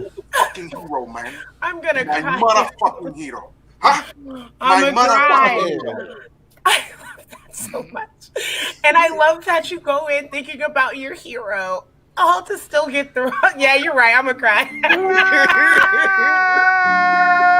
Oh my God, I'm such a baby. Hold it out. And scene. No, the stupidest part. That's not even that the is stupid part. So cool. That is not even the stupid part. I literally said to the head director, this is where it gets stupid. They line us up 20, 30 deep. I'm watching this guy who's literally a clown doing his thing. He over here with his sword. He got a whole bag of shit. I'm like, oh, this motherfucker knows some shit. Oh, the white cat, he must be going in for Uguay. He got his shit together. He pulled out his little swords. And I'm looking at him like, what the fuck? And he literally moving like that. I'm like, what the fuck is he doing? Then I see the Asian kid. They over there popping. Then I see the heavy kids. I said, oh, they're going to read for Poe. Once again, guys, black tank top, black sweatpants, red and black Nike and ones. You remember them and ones, man? Man, what? And ones? This nigga took it back. Not the and one. Wow, the true ankle breakers. And guess what I bring out? I forgot I gave it away to somebody because I was surprised. I brought out my Sampaku. For those of you who watch Bleach, if I say the name right, did I say it right? I'm not a Bleach girl. I haven't started watching. I watched 3 episodes of Bleach, so I'm not into it yet. Hell, I just finished JoJo, and I'm in. And to be fair, I'm trying to One Piece it, so I'm busy right now. Okay. Oh no, girl, I'm on episode. Don't do that with the pirate crew. No, it's not. No, but how do you go past Bleach to get to that? No. She took a wrong turn in Albuquerque. I did. I was finishing Attack on Titan, then I got into Blood Sea, which I don't even know why. And then I was like, well, because Miguel was watching while I was working from home. He was watching Bleach, and I was like, "What the fuck is this song?" Because it just kept coming in my head. I was like, "What is happening?" It was stuck in my. You know what I'm talking about? Every fucking episode, before a fight, after a fight, and I was like, "Yeah, I'll get into it." But I had promised my son for years I would actually watch One Piece. So I'm like, all right. So let me put this in your imagination. Imagine Michael Clark Duncan walking in all black, since you can see him more than you can see me, in all black, and he has a Sunpaku, a big ass black sword with a silver blade on it, walking in the room, and all of a sudden there's this plant, this rubber tree plant in front of me. And I was like, okay, and I'm just, and they were like, what the fuck? So I'm looking around like, what the fuck? I thought we were all supposed to be masters. But then they had a real, kung fu master there. He's watching. The director comes out, talks to everybody. Everybody's talking about Franco Dragone, They're all excited. He knew. He looked at out of 30 motherfuckers. He just looked straight at me. You don't know who Franco Dragone is? This is the face. No. Everybody, oh my God. And he kept saying, Cirque du Soleil, Uvu. Yeah. They come to DC. I've been to the Kennedy Center. I haven't seen one. Yeah. They all mad as shit, right? And I'm like, why are y'all fucking mad at me? I don't fucking know shit. What the fuck? You win, right? I said to him later on, about 20 minutes, I said, hey, will we get a chance to show off what we do? That's what I'm thinking, right? Why did he remember that? And at the end of the day, everybody was mad as fuck because at the end of the day, they let me show off. They called me out right in front of everybody. They played some French house music. I went the fuck off. That's what I'm going to do. Come on, the house music. Yeah, that's why that shit, with that glide shit that everybody copied from that nigga doing that shit to the doom, doom, doom, to the Soho beat. That's whack-ass house dance. That's that shit you teach in class. Fuck that grandma shit. Nigga, when I went the fuck off. Did the motherfucking split, hit that James Brown swirl on their asses and hit the Prince. Done, nigga. Done. Nigga was mad as fucking white dude in the picture. I was like, nigga, you in the fucking shit. You a Kung Fu master at Master Dennis Brown School. What the fuck you mad at me for? But what we didn't know was they were going to do an entire production to take us across the country and the world, paying us at least $2,000 a week plus per diem. And I thought we was going to have on the funky ass fursuits. No. They was going to paint our faces and you're going to see exactly who the fuck we were. Yes, they were going to kind of do it like a Lion King thing where you can still see. But yes, that's awesome. I love it. So much smarter than you come to theater. Yeah, and then you know what? Once again, they put us out there. They put me in the promotional package. I didn't even know. They calling me from Florida like, oh, man, you're the guy they sent over from Belgium. Belgium? Yeah, man, they got all the promo shit. I'm like, oh, okay, all right. Yeah, go with it. Go get this right. Yes, I too came from Belgium. Waffles and me. I jumped from Belgium to the States. Right, you know what I'm saying? I mean, DC, I got people from Canada hit me up talking about, hey, Dave, how's the production? I don't fucking know. Why are you asking me? And I was just sitting there. So I'm going to tell you, like I told my student, I said, I ain't been right since 2010. Since that audition, I ain't been right since then. I have never auditioned like that a day in my life. I watched Fame. I watched all these shows as a kid coming up and saw how they do these auditions. And I swear to God to y'all, that's the ultimate story I can tell you. And I'm going to shut the fuck up right there because your audience is bored. I'm just telling you. I doubt that.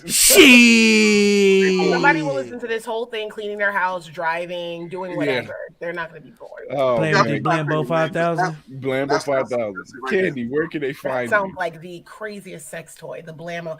Do you have the Blammo 5000? The Blammo 5000. The Blammo. I don't want the rose. I want it has lithium-ion batteries. And it comes with a vibrating tongue. Man, as a tongue like fucking lead singer from Kiss and shit. Gene Simmons shit. Gene Simmons tongue with a fucking what's the Power Wheel cart batteries on that bitch? Not bored. Thank you, Lavita. Yes, because I know somebody like it. What'd you say, Chris? I'm sorry. Now I know somebody like it. Yes. All right. Oh man, where can they find you at, Candy? Famous last words. Somebody's gonna like it. Somebody's gonna like it. Yeah. Just like and that's how I Somebody's gonna like me. Ladies and gentlemen. Somebody's gonna like it. And I left the court. Why she got a lawnmower in her bedroom? No, Have jokes you heard aside, Candace room? She be got that jokes noise. aside, I am Some so earthquake happy up in there. Oh my that they made those God. sex toys quieter because it Oh, used the to sound silent like people were ones. just- yeah, Sound like a 'cause fucking they're not like motorboat. the ones where you're like revving it up, like you're pulling the string. I got one out of the goddamn liquor store that was like this big. I'm like, what the fuck you gonna do with that? And Oh she got no! scared for a No, moment. they have get this, David. Oh, talk about some. Oh, they got a lipstick one that looks like lipstick, but it's See, now here's the problem. Women have all these great ass sex toys, and dudes got this fucking rubber butt.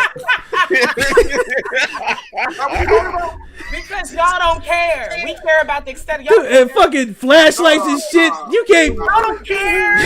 No, dude, If the worst we one care. is the thing that looks like a Thank fucking you, Individa. Thank you. Ankle, that's my girl right there. Yeah. vajankle.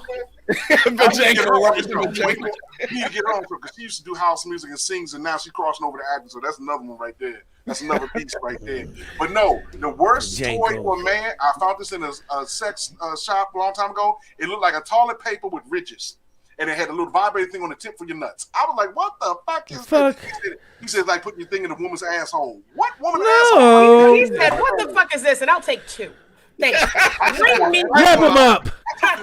Wrap it up. I'll have one of those. You know, I've literally been that girl like, what is this? I'll take two. One in black, one in pink. What is But this is weird though, man. It's like a fucking rubber booty and shit, like a flashlight. Oh no, y'all got some weird and then if you ever go in a sex store, like the further you And then go, it's bad when you gotta go in there like this. You in a sex store already. Now you like give me one of them flashlights, two of them rubber butts. I walk that bitch like No, you Charlie gotta hit it Gable, like this. like the hair is flipping. I'm like, That's because girls got on the cool toys. Wait a minute, I got you even worse. What's the Don't what's look the me in my anime? eyes. What's called? There's a term for it now. Where they do the anime sex. What's it called? Hentai. Tentacle porn. it's hentai. That's it. Tentacle porn. No, he's right because my it's the multi cock. She loved watching ones with multi cocks. So this one chick I was dating, she said she couldn't go into the store because of her family prestigiousness. So she couldn't go in the store because she's so well known. She said, "I want you to go in there and get the thing for the cartoons." You want me to get porn cartoons? And she was dead fucking serious. Gave me $30 fucking a head. Going there. This she mad talking about I got the wrong ones. Bitch, who the fuck shops for porn cartoons? Who the fuck watched it? And she- Apparently, you got the wrong one. It was the Asian schoolgirl with the I octopus. ain't gonna lie though, That's some like of a the drug storylines deal be on went it. wrong. It's like a drug deal went Some of the wrong. storylines, Like, you go from being horny to being like, I need to figure this shit out. Like what? There's a plot to this. Let me tell you, this is what as a man did to compromise. I sat there and just went like this. I just let her get into it because I just sat there like, this is the dumb shit. But I was like, But that goes to my point because at the end of the day, if a man know he gonna fuck, he don't fucking care. It's like, yeah, keep talking. All right, my dick's getting wet later. I don't care. I don't care. We're getting into it regardless, right? Okay, fuck Right, it. yeah, Let's put so it who on. cares? So then he takes his tentacle and Oh. you're just like, yeah. Oh, there's an octopus with 5 dicks and 2 joints. Okay. Okay. And Then it's a young college student. I'm like, you Okay. saying that, but it is, and I'm just like, how It is. like 5. Yeah. I'm like, you don't have 5. Oh. And then what makes it even Because crazier- I got tricked into it. That's how I found out about it. I got tricked into the game. his story, how he got tricked into it, is absolutely. His was a drug deal. Mine was a hostage situation. Well, you know what? I'm gonna let you tell after we wrap this up because we done been talking for 3 hours, and I know Chris just said something to me. Oh yeah, my shit. All right. Oh yeah. Oh, shit. Cosplay. Fuck.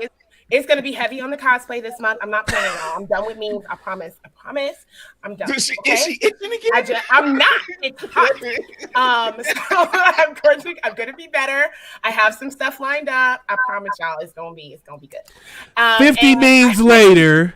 No, I did my final candid combos with Candy B yesterday. And I told my fans, I said, hey, y'all feel free to call me out. If y'all see me posting memes again, like, bitch, you said you were doing so that's what again. I said, call it out, hold me accountable. I'm okay with that.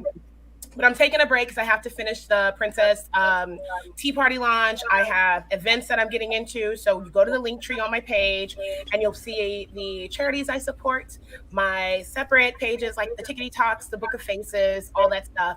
And then you'll see the Cleveland Adult Prom that I'm throwing June 26th.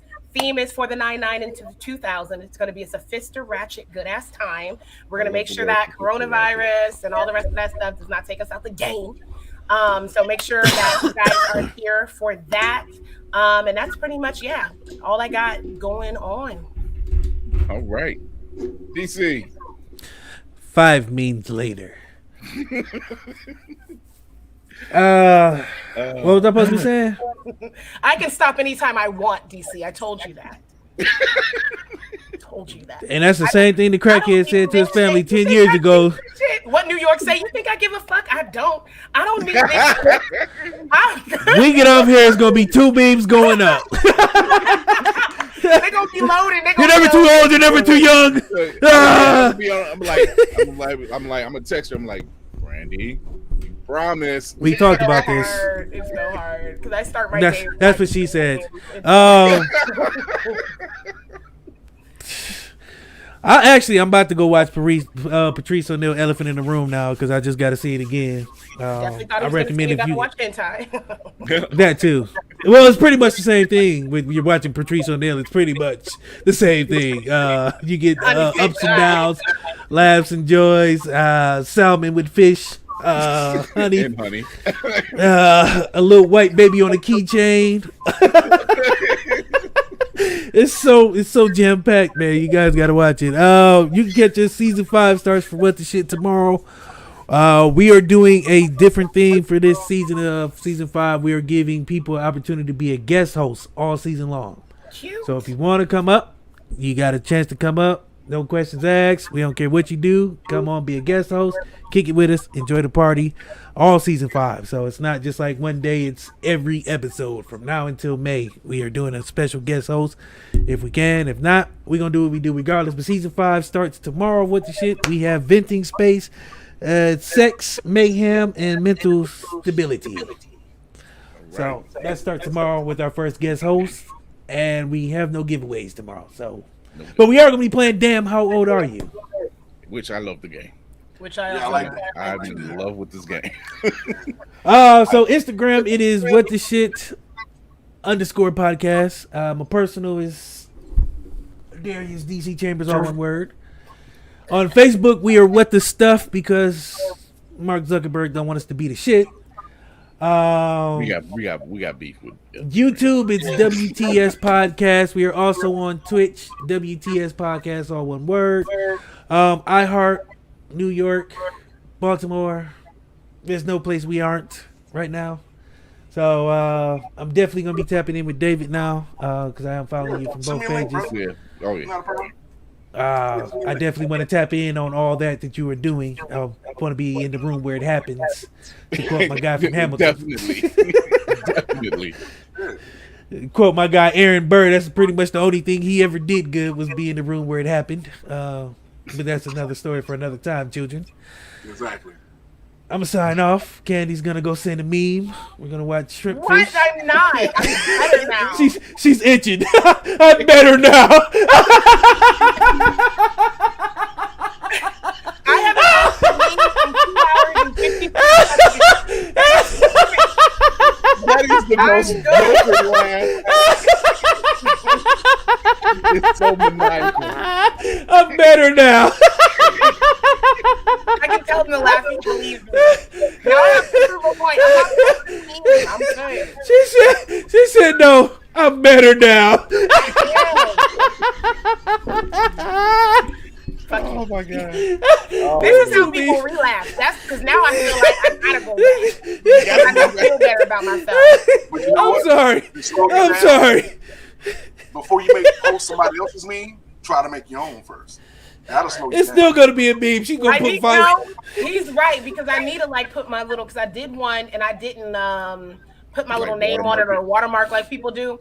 And I was wondering why people did that anyway because most of us are like reposting the meme. So I figured out it didn't fucking matter.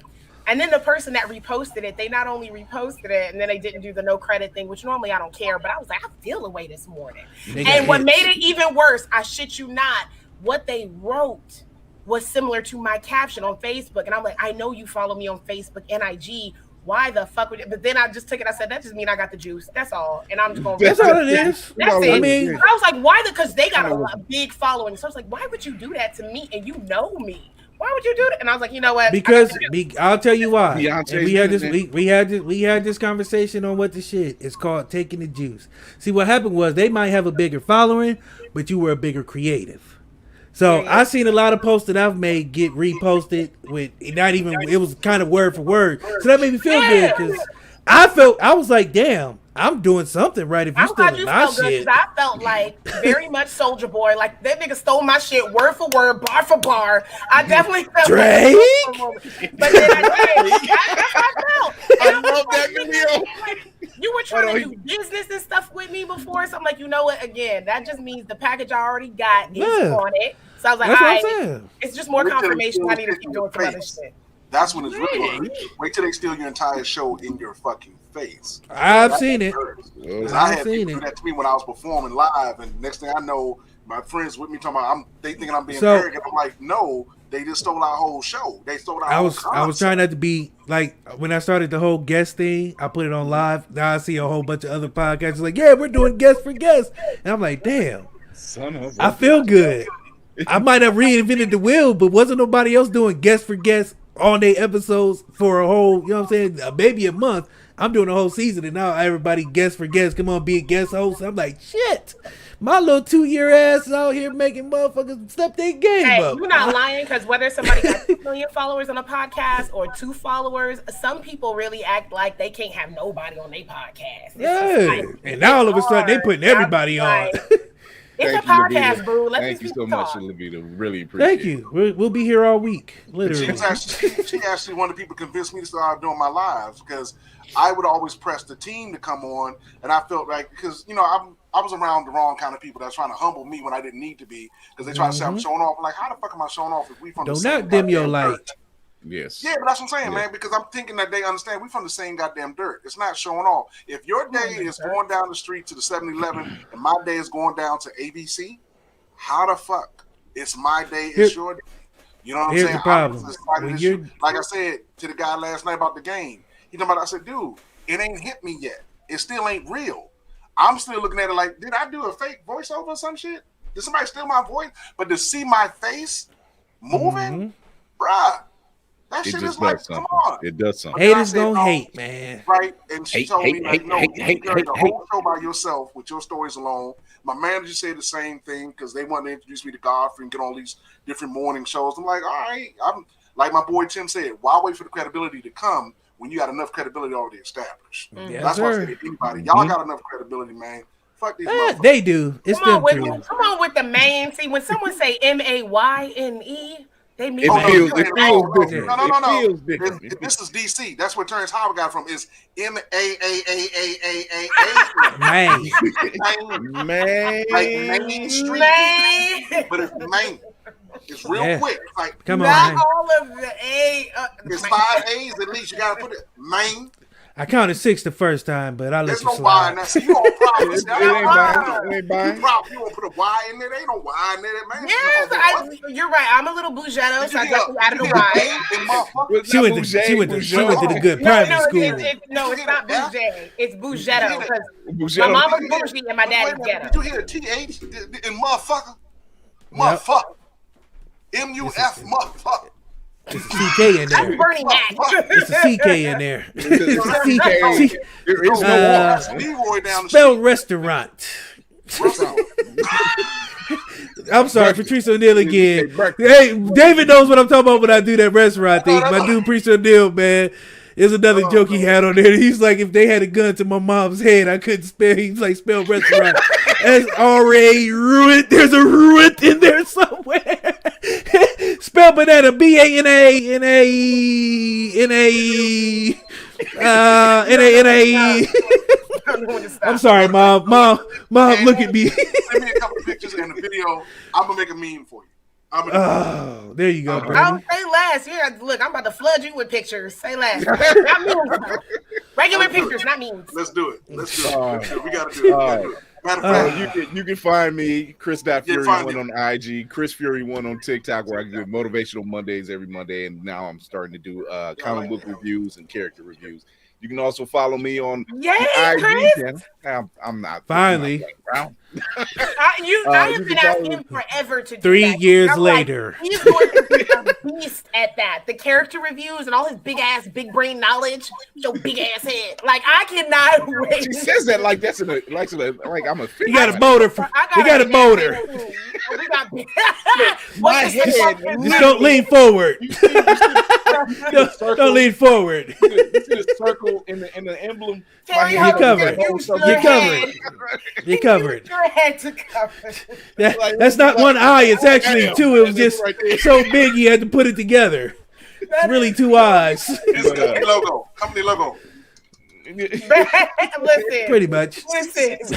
But you can also catch me on the Blurred's Eye View IG page, Facebook when they're acting right, and Fuck up everywhere. Facebook. We're dropping reviews. We're talking Blurred, and as I do with every show, we Fuck talk a Blurred with Facebook, our. nigga, you heard me. Fuck a Yeah, Facebook, nigga, we you getting heard there. me. We getting Ooh there. yeah. But we And gotta that make party that got a crack. party. Fuck Facebook. We got a party.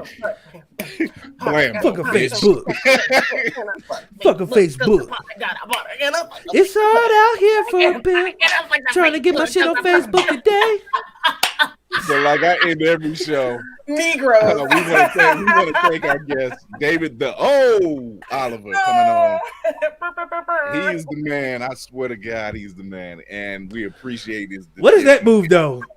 What this? No, you got to. If you're not, you have to mug when you. Yeah, Nigga. you have to mug, and then I'm not sure if my hands or my head's supposed to be moving. This shit's so confusing. DC's watching people dance like, what are they doing? What? Is it this or this? I'm not sure. Or is it White both? boy coming out. Yeah, I got the rhythm of a 50-year-old man from Up. We gonna use you last in the dance battle because you'll have time to practice. Hey, what Kevin Hart said, he threw me the keys and I bring it to me. I throw it right back. That's me. Simple is the word.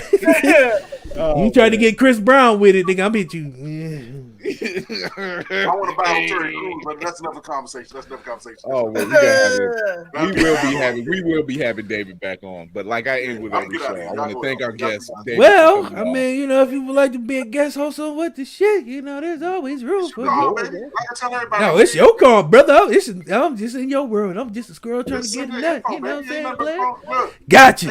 Yeah! I finally won. Just playing.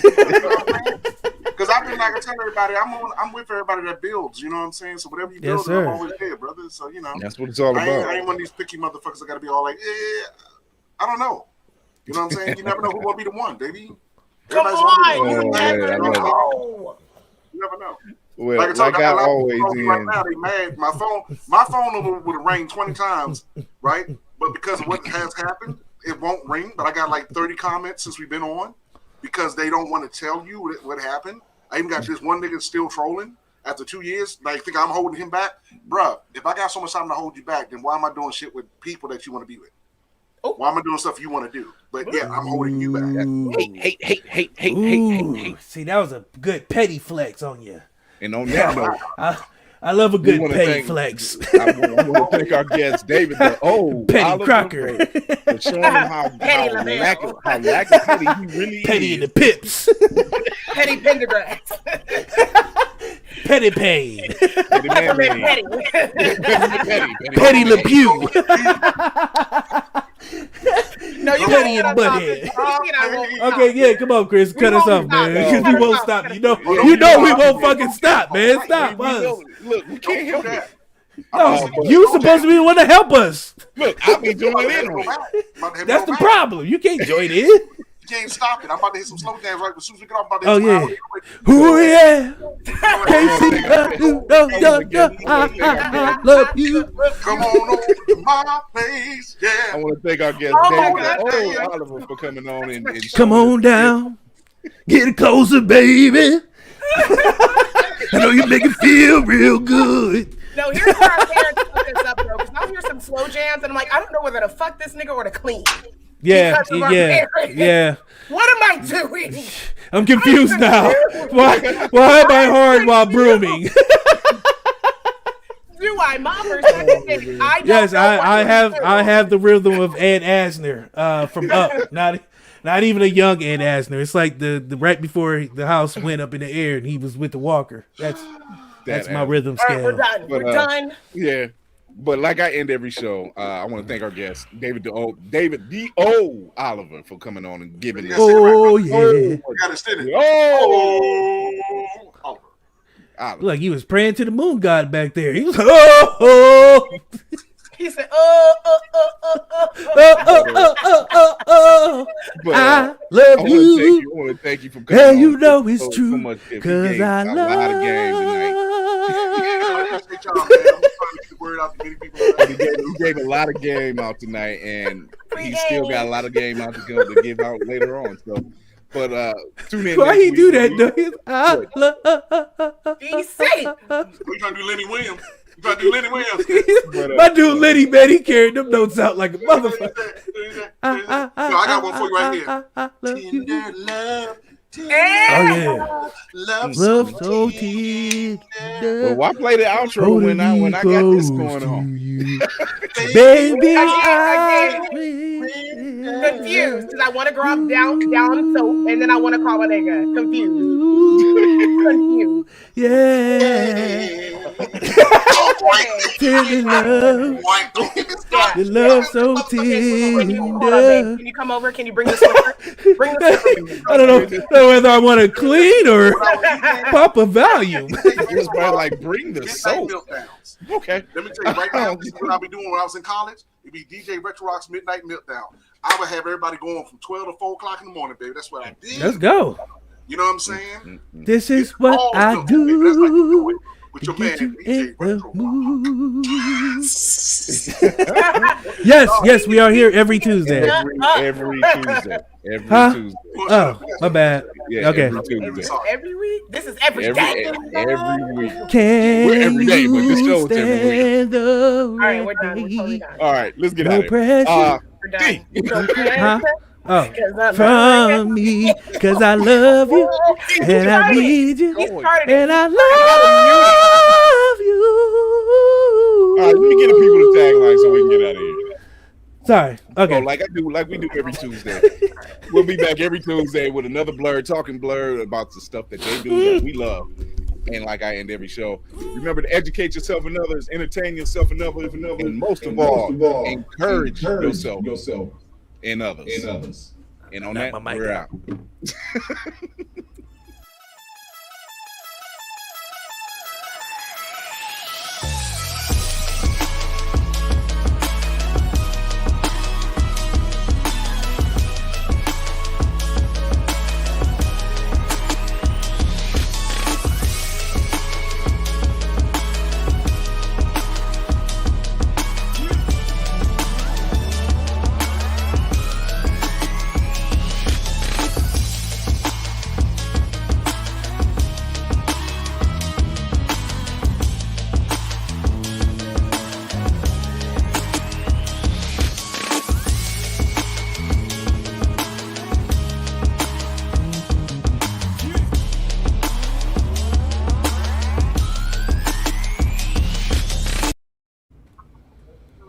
Bye. Mm-hmm.